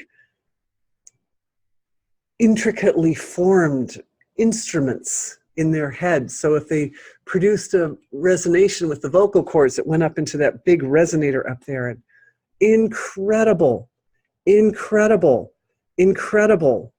This is healing for the earth right here. It's incredible. Just, I didn't, you know, it's always, you guys always surprise me. Who would have thought we'd be doing energy healing with the dinosaurs? But this is interesting because we think of them as being dumb, right? Because they had brains as big as walnuts and stuff and great big bodies. But let me tell you something. They had this ability to produce sounds that are phenomenal. And the sounds they produce echoed into the body of Mother Earth. And they had a healing effect on the earth. They didn't just have a healing effect, they had a manifesting effect on the earth. this was self-interacting dynamics of divinity at that time through those types of bodies that were part of an extremely refined process of transformation of the surface of the earth. So before the dinosaurs, there are all kinds of volcanoes and rains that went on for centuries and centuries, and all kinds of upheaval-y type of stuff going on earth, movements of tectonic plates, all this heavy duty stuff. But then during the time of the dinosaurs, the sound waves that were produced by those beings were causing shifts that were like at a more delicate level, right? They were intense. They were all over the earth. So I'm just asking, being, because without our earth, there's no point in any of this, right? We need that healing too. So we as a collective are offering this attention into this point of recognition of how the sound frequencies and vibrations produced by our beings affect the earth. And that right now, what we're doing is we're building upon those transformations that occurred back in the Jurassic period, the Triassic period. It's an honoring of the role of those life forms that were here on Earth. They have been, what we're really doing is we're bringing up a greater, more loving appreciation of the role of those life forms and the dynamics of what was taking place at that time on Earth, in order to support healing of those forms on Earth. So their forms, their particular structures on Earth right now that were formed back in the times of the dinosaurs. And those structures are undergoing a transformation. And what I'm seeing happening is a great awakening of an honoring. Oh, crazy. I'm just seeing this fossil-like rock here, and I'm saying that there it is. It's a magic necklace. I didn't know it was a magic necklace when they put it on. Those forms, there's a awakening of dignity and reverence and recognition of the resources that are in these forms on the earth. It has not been recognized up till now. So we're doing this as a first time. We're opening a doorway into something that has been closed or has been veiled up to this point. There's information, and the information is like the very early, we can think of the dinosaurs as having their own language, right? But see, their language also came from the sun, right? Because it still is a relationship between whatever kind of impulses of intelligence were rolling through, impulses of feeling, we could say, and experience and perception running through those bodies, and then expressed out as sound, and very sophisticated, very profound qualities of sound. And so what's happening is we're receiving a download of the distinct information that was contained in those sounds. It's a very interesting, there's like huge, ancient, they're like ancient traditions of humans on Earth and so forth. This is a very ancient tradition. And there's a lot of information that is contained in those sounds, which literally isn't available to us on Earth right now. There was this research study, I heard about it years ago, where kitty cats were raised, some of them were raised in worlds that had only vertical lines, and others were raised in worlds with only horizontal lines. And then after this experiment, when the kitties were like 5 or 6 months old and getting to be like adolescent kitties, they put them in worlds that had all different sizes and shapes of furniture and things. And what they found was the kitty cats who were raised in a world where everything was horizontal would accidentally just like bump into a table leg and not even see it, because they hadn't created the neural connections to see that vertical table leg. Of course, at that point, they probably started making those connections. But the point that I'm trying to make here is that our brains have previously not been wired to accommodate a level of wisdom that sits still in the earth. It's locked into the different stones, but we weren't raised to see this information, but it's useful information. It's essential information for activating our ability to not only maintain our own physical health for ourselves, but to support healing for the whole world, because that information is basic to maintaining balance and integration for Earth. So this is the download that's being received by everyone. This particular type of download is very rich. It's very complex. It's got lots of bits and pieces. And I'm looking at the time, and I'm seeing all the questions that are in. So I want you to know that we will continue unpacking this. Like I'm unpacking it still. It's so thick, you guys. It's so thick. You know, a lot of times downloads come in and I'll just unpack it in a flash like that. But this thing, there's a lot in it. It's stretching my ability to unpack a download. Let's see if I can just give an overview, though. At least an overview. There are two parts. There's one part, the second part. The second part is associated with the quality of the sounds being like, it's like I can hear them. It's like a music like that you never heard before kind of thing. So I'm hearing that music and I'm understanding that it's speaking to our physiologies. As this physiology, as this consciousness is hearing this music of the dinosaurs, it's communicating, got it? It's communicating the mechanics of structuring. And structuring through particularly the denser materials. The two parts, I got it. Because it's got the upper part of the message or the download is the structuring on the level of finer materials such as air and space. And then fire sits in the middle. And then the other half communicates the structuring with water and earth. And these are the elements out of which our physiology is comprised. And this understanding the way the sound vibrations interact with these 5 elements is extremely sophisticated. It has the ability to literally move mountains, which is what these beings were able to do. They literally were moving at that level of Earth's material. Cool. They weren't so dumb.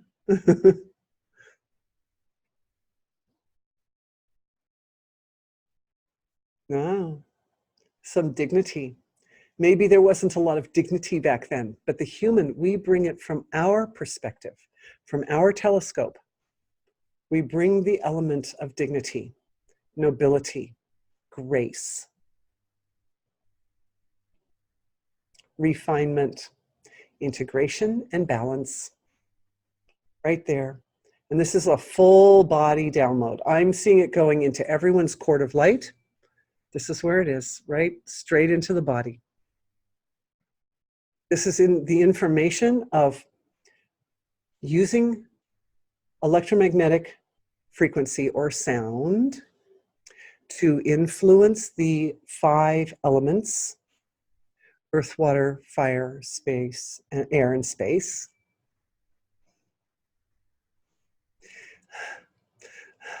And along with this receiving of information, there's also a releasing going on for everybody ancestrally of belief systems, assumptions, pain bodies and attachments that surround the concept of being incapable and being weak and being unable to do things, being unfamiliar, being unable to function effectively within the context of moving into the unknown.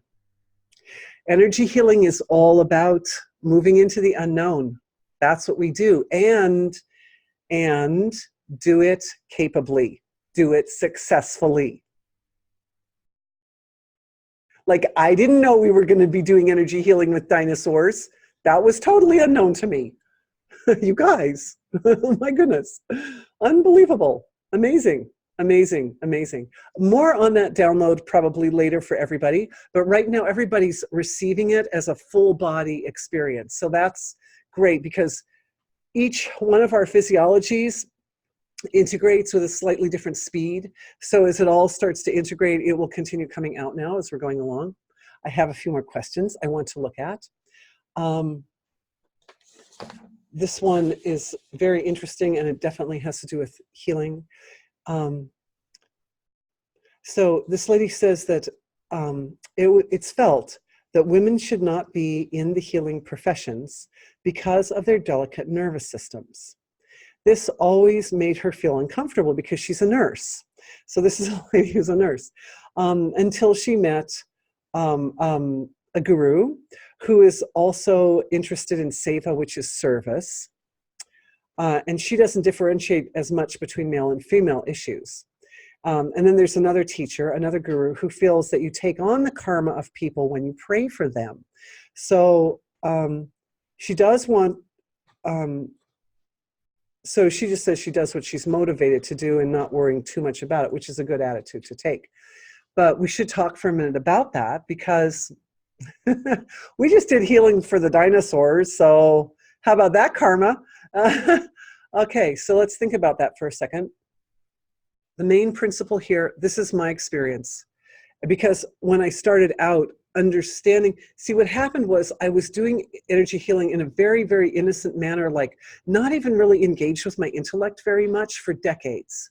And so at that point, with no intellectual engagement, it was done just on the level of being, doing it. And I was just kind of afterwards like, oh, what was that just happened? I don't know, kind of was like that. And then there came this point where there was a shift where I had to actually know, understand, acknowledge, and recognize what was happening. And what I discovered was, as soon as I did that, I'm like, oh, every single person that I saw, oh, I can help you. Oh, I can help you with this and with that. And then what I found was that that was not a good idea. It's better to let people come to you.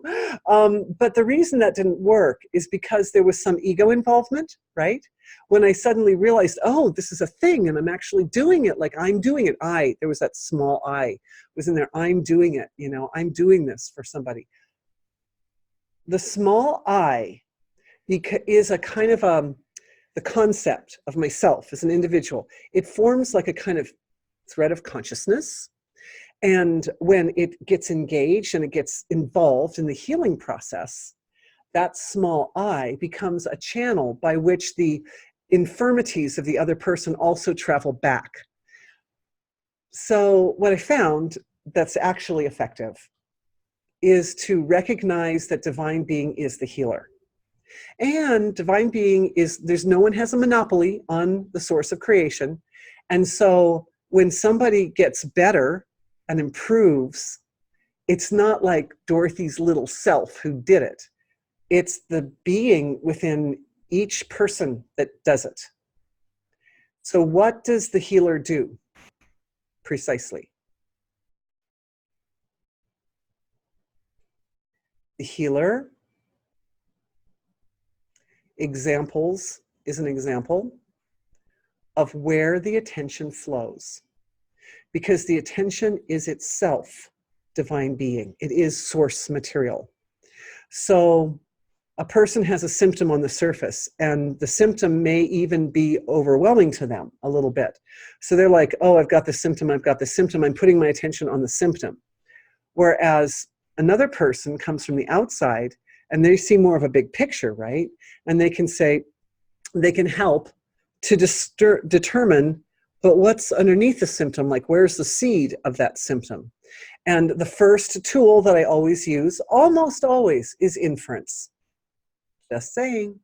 Inference means every single cell in the body, every system of the body, every organ of the body is divinity self-interacting in some way or another, but specified, because the eyes do something different than the tongue or the teeth or the thymus Like all the different organs, they have a different, yes, they're divine beings self-interacting, but they're like different angles of divine beings self-interacting. Just like each of us are different angles of being or awareness focusing on this topic.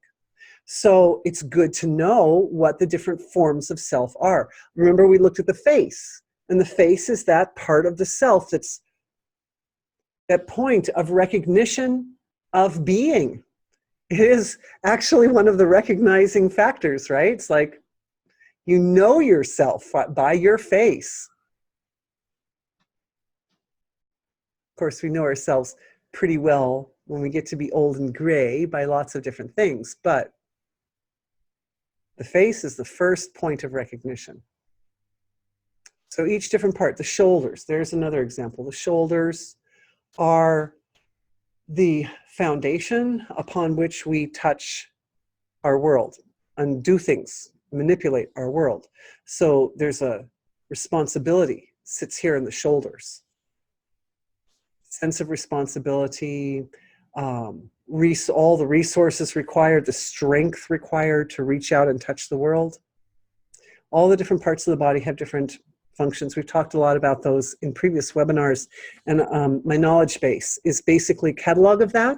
So if you're not sure, if you have a symptom somewhere in the body and you're not sure where to start, go to the knowledge base. If you don't see what you're looking for, shoot me an email and I will write a page for it.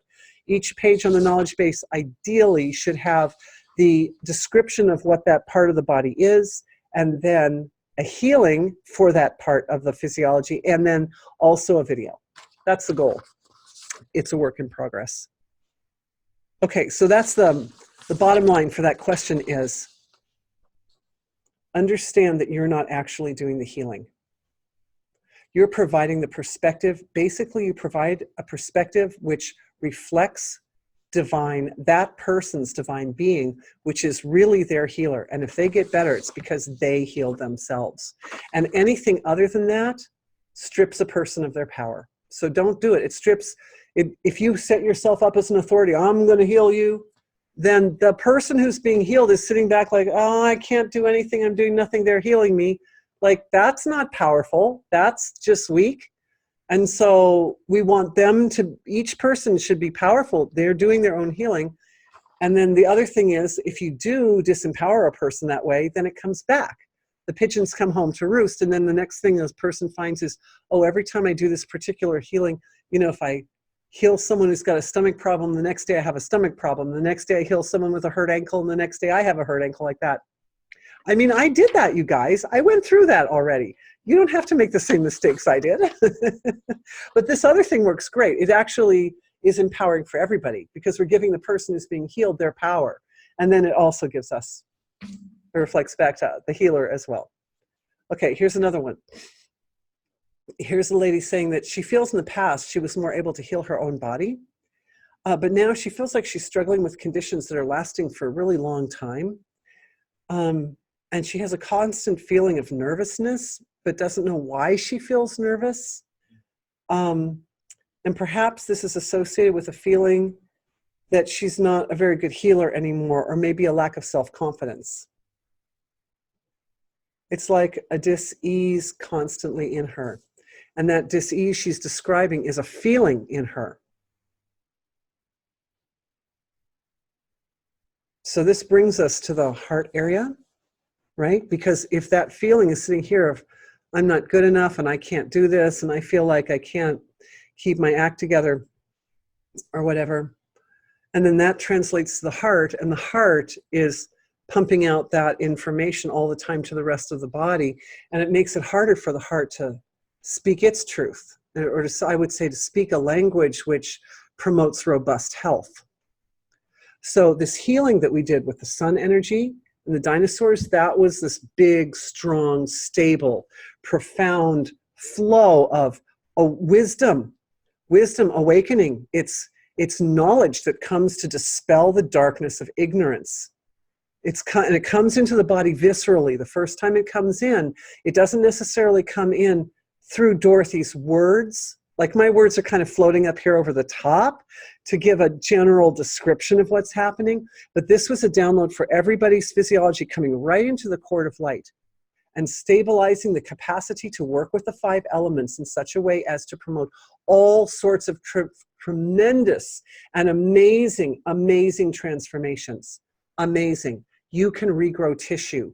You can heal anything. You can really heal anything. Okay.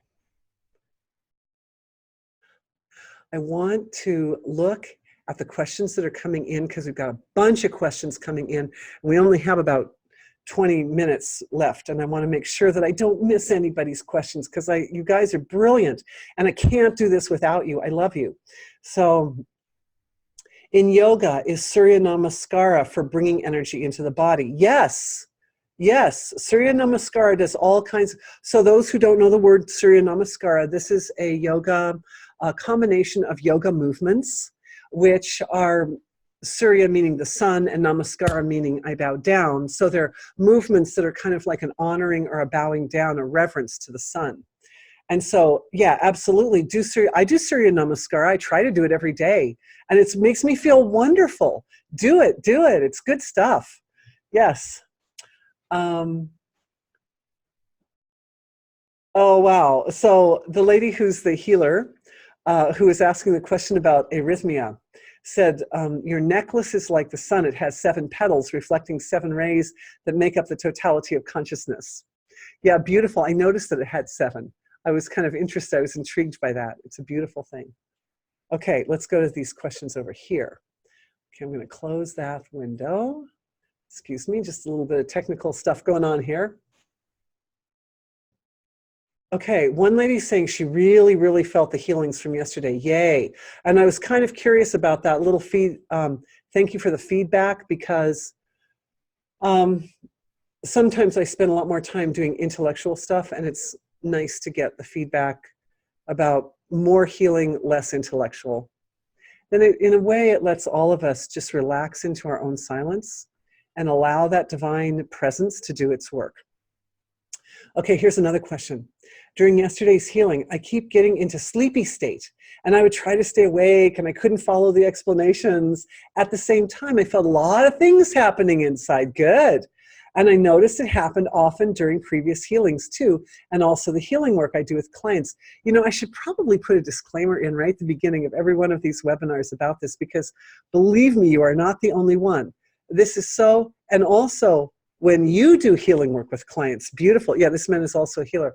I felt as my physiology that puts me in the most effective state for healing, yes. But I wonder if you had any thought on that. Thank you. Yes. I would say my son, who's in college, said it to me best. He tends to go into classes and sleep, although he aces all of his classes, and and his teachers let him do that at MUM because the school he went to was consciousness-based education. And so there was some appreciation and honoring of that. But the point that I was trying to make about it was that he said it was okay because we actually process information more quickly when we're sleeping. Oh, another person also asked a question about that. Yes. So she said she fell asleep yesterday. How many people fall asleep when I talk? Yeah? Oh, many hands. Oh, look at all the hands raised online and in this room. You betcha, man. You betcha. So what's going on? What's going on? When do we heal ourselves the most effectively? During sleep time, right? Long, hard day, you go to sleep, then you really start to heal. So delta brainwave activity, that's electromagnetic right there, but that delta brainwave activity promotes fastest, most efficient healing. Well, guess what? It also promotes fastest, most efficient processing and integration of information. So I don't have a problem if everybody in my audience has their eyes closed. That's completely fine with me. Because what I know is happening is you're listening really deeply. And you are getting the healings and all this great stuff that you're feeling going on inside your body. As like I said, my words are just floating up here on the surface. What's really happening in these sessions is happening inside. That's where the meat, that's where the cake, that's where the rich part of these webinars takes place. One of our beautiful people from from San Lorenzo, is it? San Lorenzo is sending her love to everybody in the session. She's like, oh, are they listening? I'm just going to pour my love into you. What a sweetheart. Oh, yeah. Oh, so sweet. Oh, so sweet. Oh, so sweet comments coming in all over the place. Yes. So no, you're not missing out anything. You're getting everything better because you're listening to it in sleep state. And yeah, good. And everything is reviewed in all three states. We're reviewing this work in waking, dreaming, and sleeping all at the same time. This consciousness is doing that so that you get the recordings, so you get a chance to go back and review it in waking state if you so choose. But what you find, and I bet other people have experienced this too, is that if you go back and listen to the recording, you're like, oh yeah, I remember that part. Oh yeah, I remember she said that. Oh yeah, that part. Yeah, I get that part, right? Even though you slept through it. You're getting it. You're getting it. This is what we're doing in these webinars. Really, you guys, is we're learning to function as pure energy beings, basically. And for a lot of us, that's easier to do in sleep state. We're functioning as pure energy beings. We're moving as energy fields. And the energy field is radiating its intelligence up to the physical material part of the physiology. It's grounding itself in the source of creation, and we're understanding the mechanics of expanding sense of who we are to embrace a much broader perspective, a much broader comprehension of self. When individual comprehension of self expands and rises up to meet that universal knowledge, experience, direct experience of self, of Brahman. When that happens, then all those five elements, just the barest attention, and it happens. And it's amazing. The barest intention is all it takes. You're doing it. We're doing it together. And you know what? When we do it in a group, we're more powerful. So that's the cool thing about these webinars, is we get together and we do this work collectively. We benefit not only from our own individual experience, but we benefit from everybody else's experience. I want you to know that in my practice, and this is recently, fairly more recently, there's so much awakening going on all over Earth that people are coming to me and they've had these experiences of awakening, but nothing's integrated yet. And they think they're crazy. They'll come to me and they're like, I think I'm like, maybe I need drugs, or I need a psychiatrist or something because I'm having these experiences. And then they start to describe me perfect experiences of refined perception. And, you know, I look at these people. This beautiful woman came to me, God, amazing woman came to me in Utah a couple of weeks ago. She's a mother of 5 kids, and she's raised her kids like, well, and she had this, everything opened up for her. And she's like, I'm feeling all this stuff. And I know, you know, I'm able to know what beings are experiencing around me and all this, like she doesn't know what to do. But when we do it as a group, when we do this together as a group, we're all actually having these experiences together. And it really, really helps us understand from a broader perspective what's going on with us. And it helps me, because we're sharing the experience, it helps me define it verbally for you. And when you have a verbal description of something that would normally be unknown or confusing, or I don't get it, when there's a verbal description there, that helps a lot. It helps make it less scary and less unknown, right? Okay, here's a question. Can I see the electromagnetic field by colors? Yes, absolutely you can. And there's a condition known as, there's a condition known as synesthesia, which is a condition like, it sounds like an illness, but it's really not an illness. And that's the ability to translate sensory perception across the senses. So that's like tasting sounds and seeing feelings and things like that. And when people see auras, That's what they're seeing. They're seeing the electromagnetic field in colors. Where is the aura? As long as we're trying to define that inner healer, where is the aura? The aura sits between the astral and emotional levels of the physiology, generally speaking, because the astral level is this level where consciousness takes the form of these threads or streams, like your attention. You know, you put your attention on something, goes bzzz, and it goes on my finger. Whatever it is you're putting your attention on, it just goes on that thing. To the emotional level of the physiology, which is the area that influences the heart function. And in that interface, getting a download, everybody receiving the download for the astral level of the physiology. Yeah, astral body, no, excuse me, auric field. It's a translation into fine sensory perception. So at the deeper end, at the more abstract end of the astral body, there's a translation from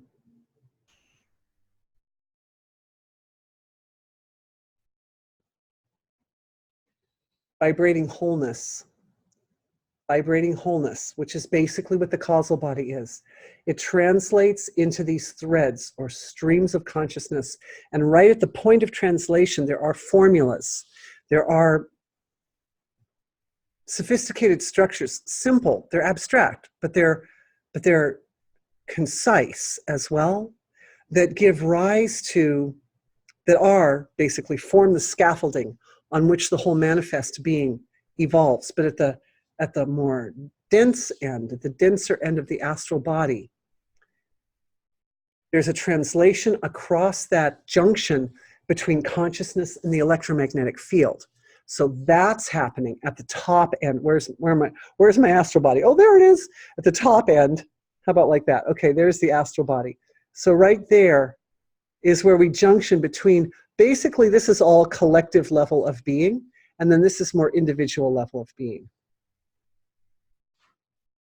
Electromagnetic fields by colors, absolutely. And all we have to do is put our attention on it, and it starts happening more, because that's the way energy healing works. We just bring the light of divinity, bring the light of wholeness, totality of being.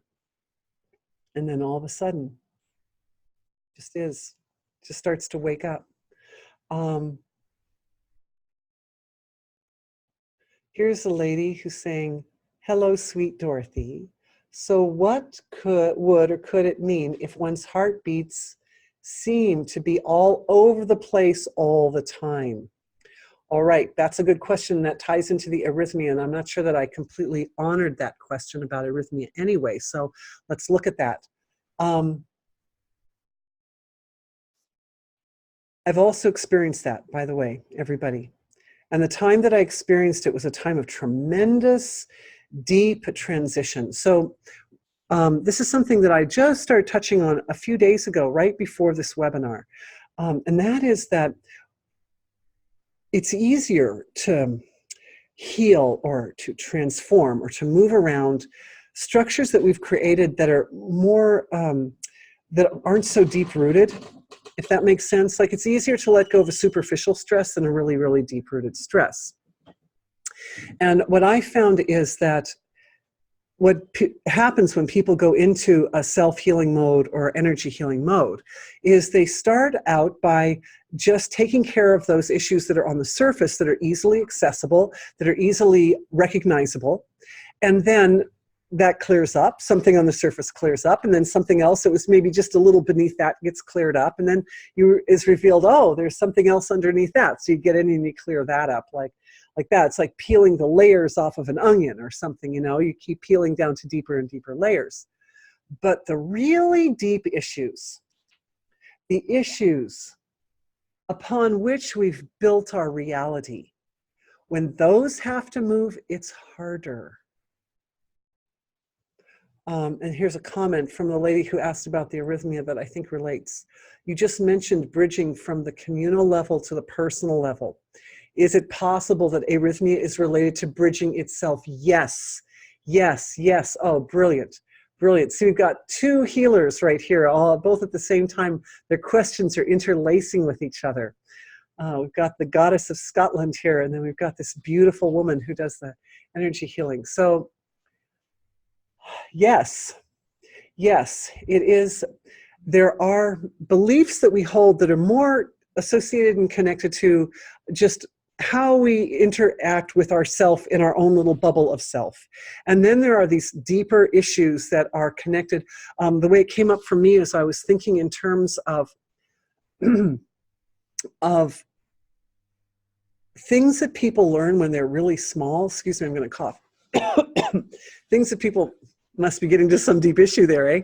Things that people learn when they're really, really small, like toddlers, right? There's certain things that you learn when you're like 2 or 3 years old that form a foundation upon which later on in life, like everything relates back to that particular condition or that particular belief or that particular way that you've learned from your parents of how to deal with stress or something, right? When kids are little, they don't know, and then they nudge their parents, and then they see, well, how does my parent deal with that? Oh, my mommy's got a button right there. Well, I'll just push it until she responds. How's she going to respond to that one? You know, and then you learn. And if mommy responds by blowing up, then you learn, oh, when things don't go my way, I blow up. Right? Or whatever. They're all different, all different, all different. We talked a lot about anger and hot and cold anger the last few webinars. So if you want to review on those, you can also go to my blog. There are better ways and worse ways of dealing with stress, in other words. And there are healings for those. But yeah, it's when the heart goes all over the place, it's because the level of dealing with the unknown feels as if you're edging up into an area that's just at the very extreme end range, the extreme range of your ability to kind of like hold it together in order to deal with the situation. It's like you're pushing yourself to just like, okay, I can deal with that. That was easy. I can deal with that. That was easy. But this one's a little harder. And that one's like, ah. And so when we're dealing with a fundamental underlying structure, and so I'm looking. And these are the structures that are at the collective level of self. I love that. Thank you for that comment about it being collective. At the collective level of self.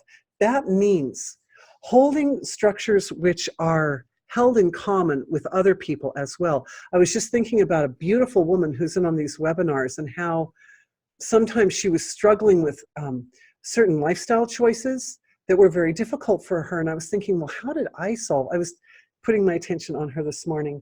And I was thinking, well, how did I deal with it? And one of the things I did was I came here to Fairfield, where nobody drinks at that time. Okay, there are variations now, but back then, no drugs, no alcohol, no caffeine, vegetarian foods. You know, everybody was like really, there was a kind of a collective dedication to the evolution of consciousness. And as a 20-year-old, it made it really easy for me not to get distracted by like using substances and stuff. It made it easy for me. And that's because I was in a collective that was already representing, everybody was holding in common these particular beliefs. What happens when you start undoing a belief or you start undoing an understanding of reality that sets you very much apart from everybody else that you know, there's this fear of being outcast and rejected. And let me tell you, that fear goes all the way to the animals. If a little colt is naughty, he gets put in timeout by his mommy. And let me tell you, that works. If you're a little animal and you're living in a kind of a pack-like situation with other little animals, you know, a pack of foxes or coyotes or something like that, and you get outcast, you're in trouble, man. You could die. So there's this fear that if I undo this really, really deep-seated belief that I've kind of built, not only I built my life around, but other people I know built their life around it too, that I could be in big trouble. And that makes the heart start to go, it's fear. It's mostly fear in the heart. That's what I see. Arrhythmia, mostly fear. And that it was exactly, I would say, these are the mechanics that I was going through at the time that I experienced arrhythmia. And luckily, it didn't last very long because I knew that the thing that was going in the heart was related to this other situation that was my life situation at that time. So I was working on all of them at the same time. And sure enough, when the life situation resolved, the arrhythmia also resolved. So my hat is off to you, because addressing those sort of really, really deep-seated beliefs is not for the faint of heart. It's really, it takes courage, and it takes integrity. And so I honor you. I honor you for having that level of integrity to be able to do that. May all the work that we do for the heart and for everything help that. And if you have any other questions, let me know. We got to keep answering questions. We have 3 minutes, and I still have a few questions. Is there a healing we can do for others who aren't as connected or in touch with their hearts or the collective as a whole? Oh, that segues nicely, doesn't it?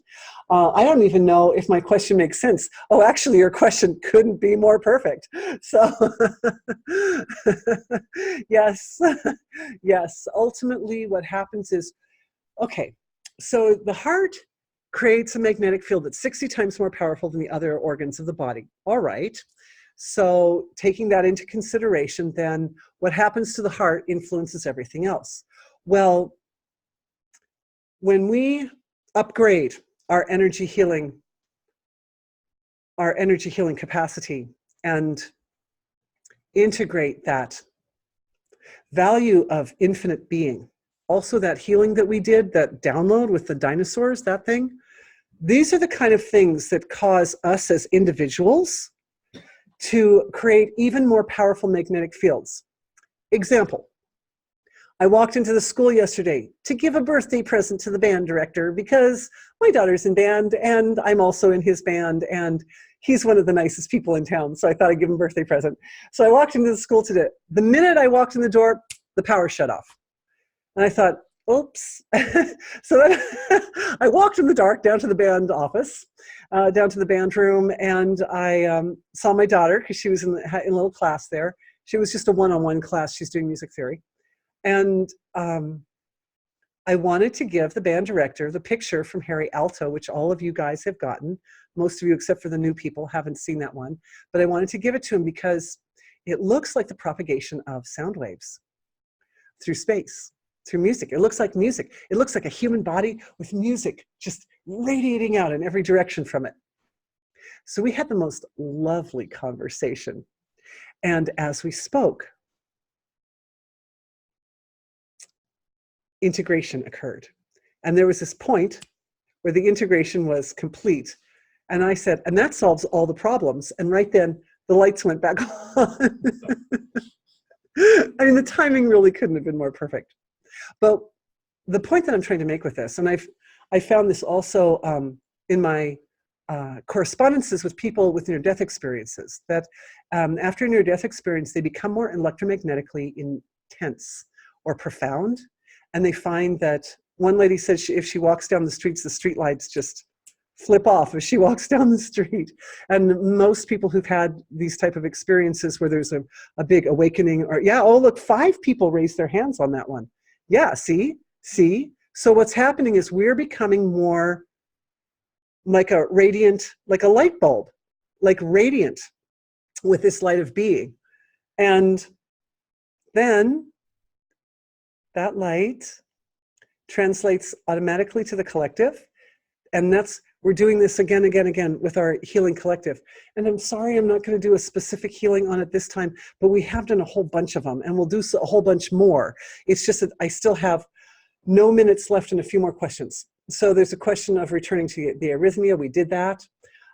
This lady's saying that this morning she stared at her face in front of the mirror and connected with her divinity. That's it.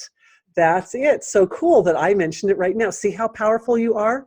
We're all becoming more powerful by doing these collective healings together. It's beautiful. And the guy who mentioned the arrhythmia, we just did that. So it's like, yes, we're all in tune. Here's another question. A lot of little kids, boys, love dinosaurs and know a lot about them. Is this connected with their own mechanics of structuring? Absolutely. Absolutely, yes. That's beautiful. Beautiful, beautiful connection. Thank you for that connection. Because little boys are all about, oh, I'm glad you appreciate it. Thank you, darling. Thank you for understanding. We're rolling right through. Yeah. Yeah, what they're doing, what little boys are doing when they do that kind of dinosaur play is they're connecting back to that level of manifesting or structuring, because that's what in their life they do. And they grow up and they create things. They create all kinds of beautiful things. They write books, they build buildings, they do wonderful things. Like right now, there's green all around your hair. Oh, yeah, that's actually caused by the green screen. That's not, thank you. That's actually electromagnetic something going on there. The colors seem like a language to me, absolutely. Having it to couple of last year's a lot. Okay, that question didn't quite make sense to me. And maybe the question got clipped, I'm thinking. Having it too, a couple of last year's a lot. Oh, maybe he's referring to last year's webinars. And then today she spoke to a man who's holding a retreat where she works. We spoke about how people can be triggered into awakening. Yes, okay. I know we're at the end of our time, but I really do need to address this. This is important, you guys. This is important for everybody. Understand what we're dealing right here. She met this guy who, what he does is he triggers people into awakening, and how we can't be in a cave or forest or hut, but need to be of the world in order to trigger people and trigger people, guess, with that heart energy. Okay, so this is really important, is that the awakening experience, which does dovetail with energy healing, obviously, it has these two aspects. It has the awakening part, like the embodiment part, where divinity comes and embodies the physiology. And then there's an integration part. And both are absolutely necessary, and maintaining them in a balanced state is really, really, really necessary. Because what we're seeing right now is people are awakening all over the world, and it's exciting. But if a person, like if you go to someone who says, oh, I can trigger you into having Brahman consciousness, or I can trigger you into higher states of consciousness. There are people out there who do that, and they charge, and they do get certain results. They get results with people, but the problem is if it happens really suddenly and the foundation hasn't been established beforehand, then instability can set in. As I mentioned, this adorable lady in Utah who hadn't even been to someone who triggered her awakening. She just like all of a sudden started having these awakening experiences. But integration is also extremely important. So we have to understand that knowledge is gained on the steps of experience and understanding. Knowledge is gained on the steps of experience and understanding. So one of the reasons that we're organized here, and I'm not saying that what we're doing is better than what somebody else is doing, because there are people for whom the sudden awakening experience might be just the thing. Maybe they spent 50 lifetimes integrating and they're ready to just suddenly awaken. Who knows? I'm not judging. I think it's great that anybody's out there doing anything to help the expansion of consciousness on Earth, but know that you are your best healer. You are your best healer. Your inner healer is your best healer.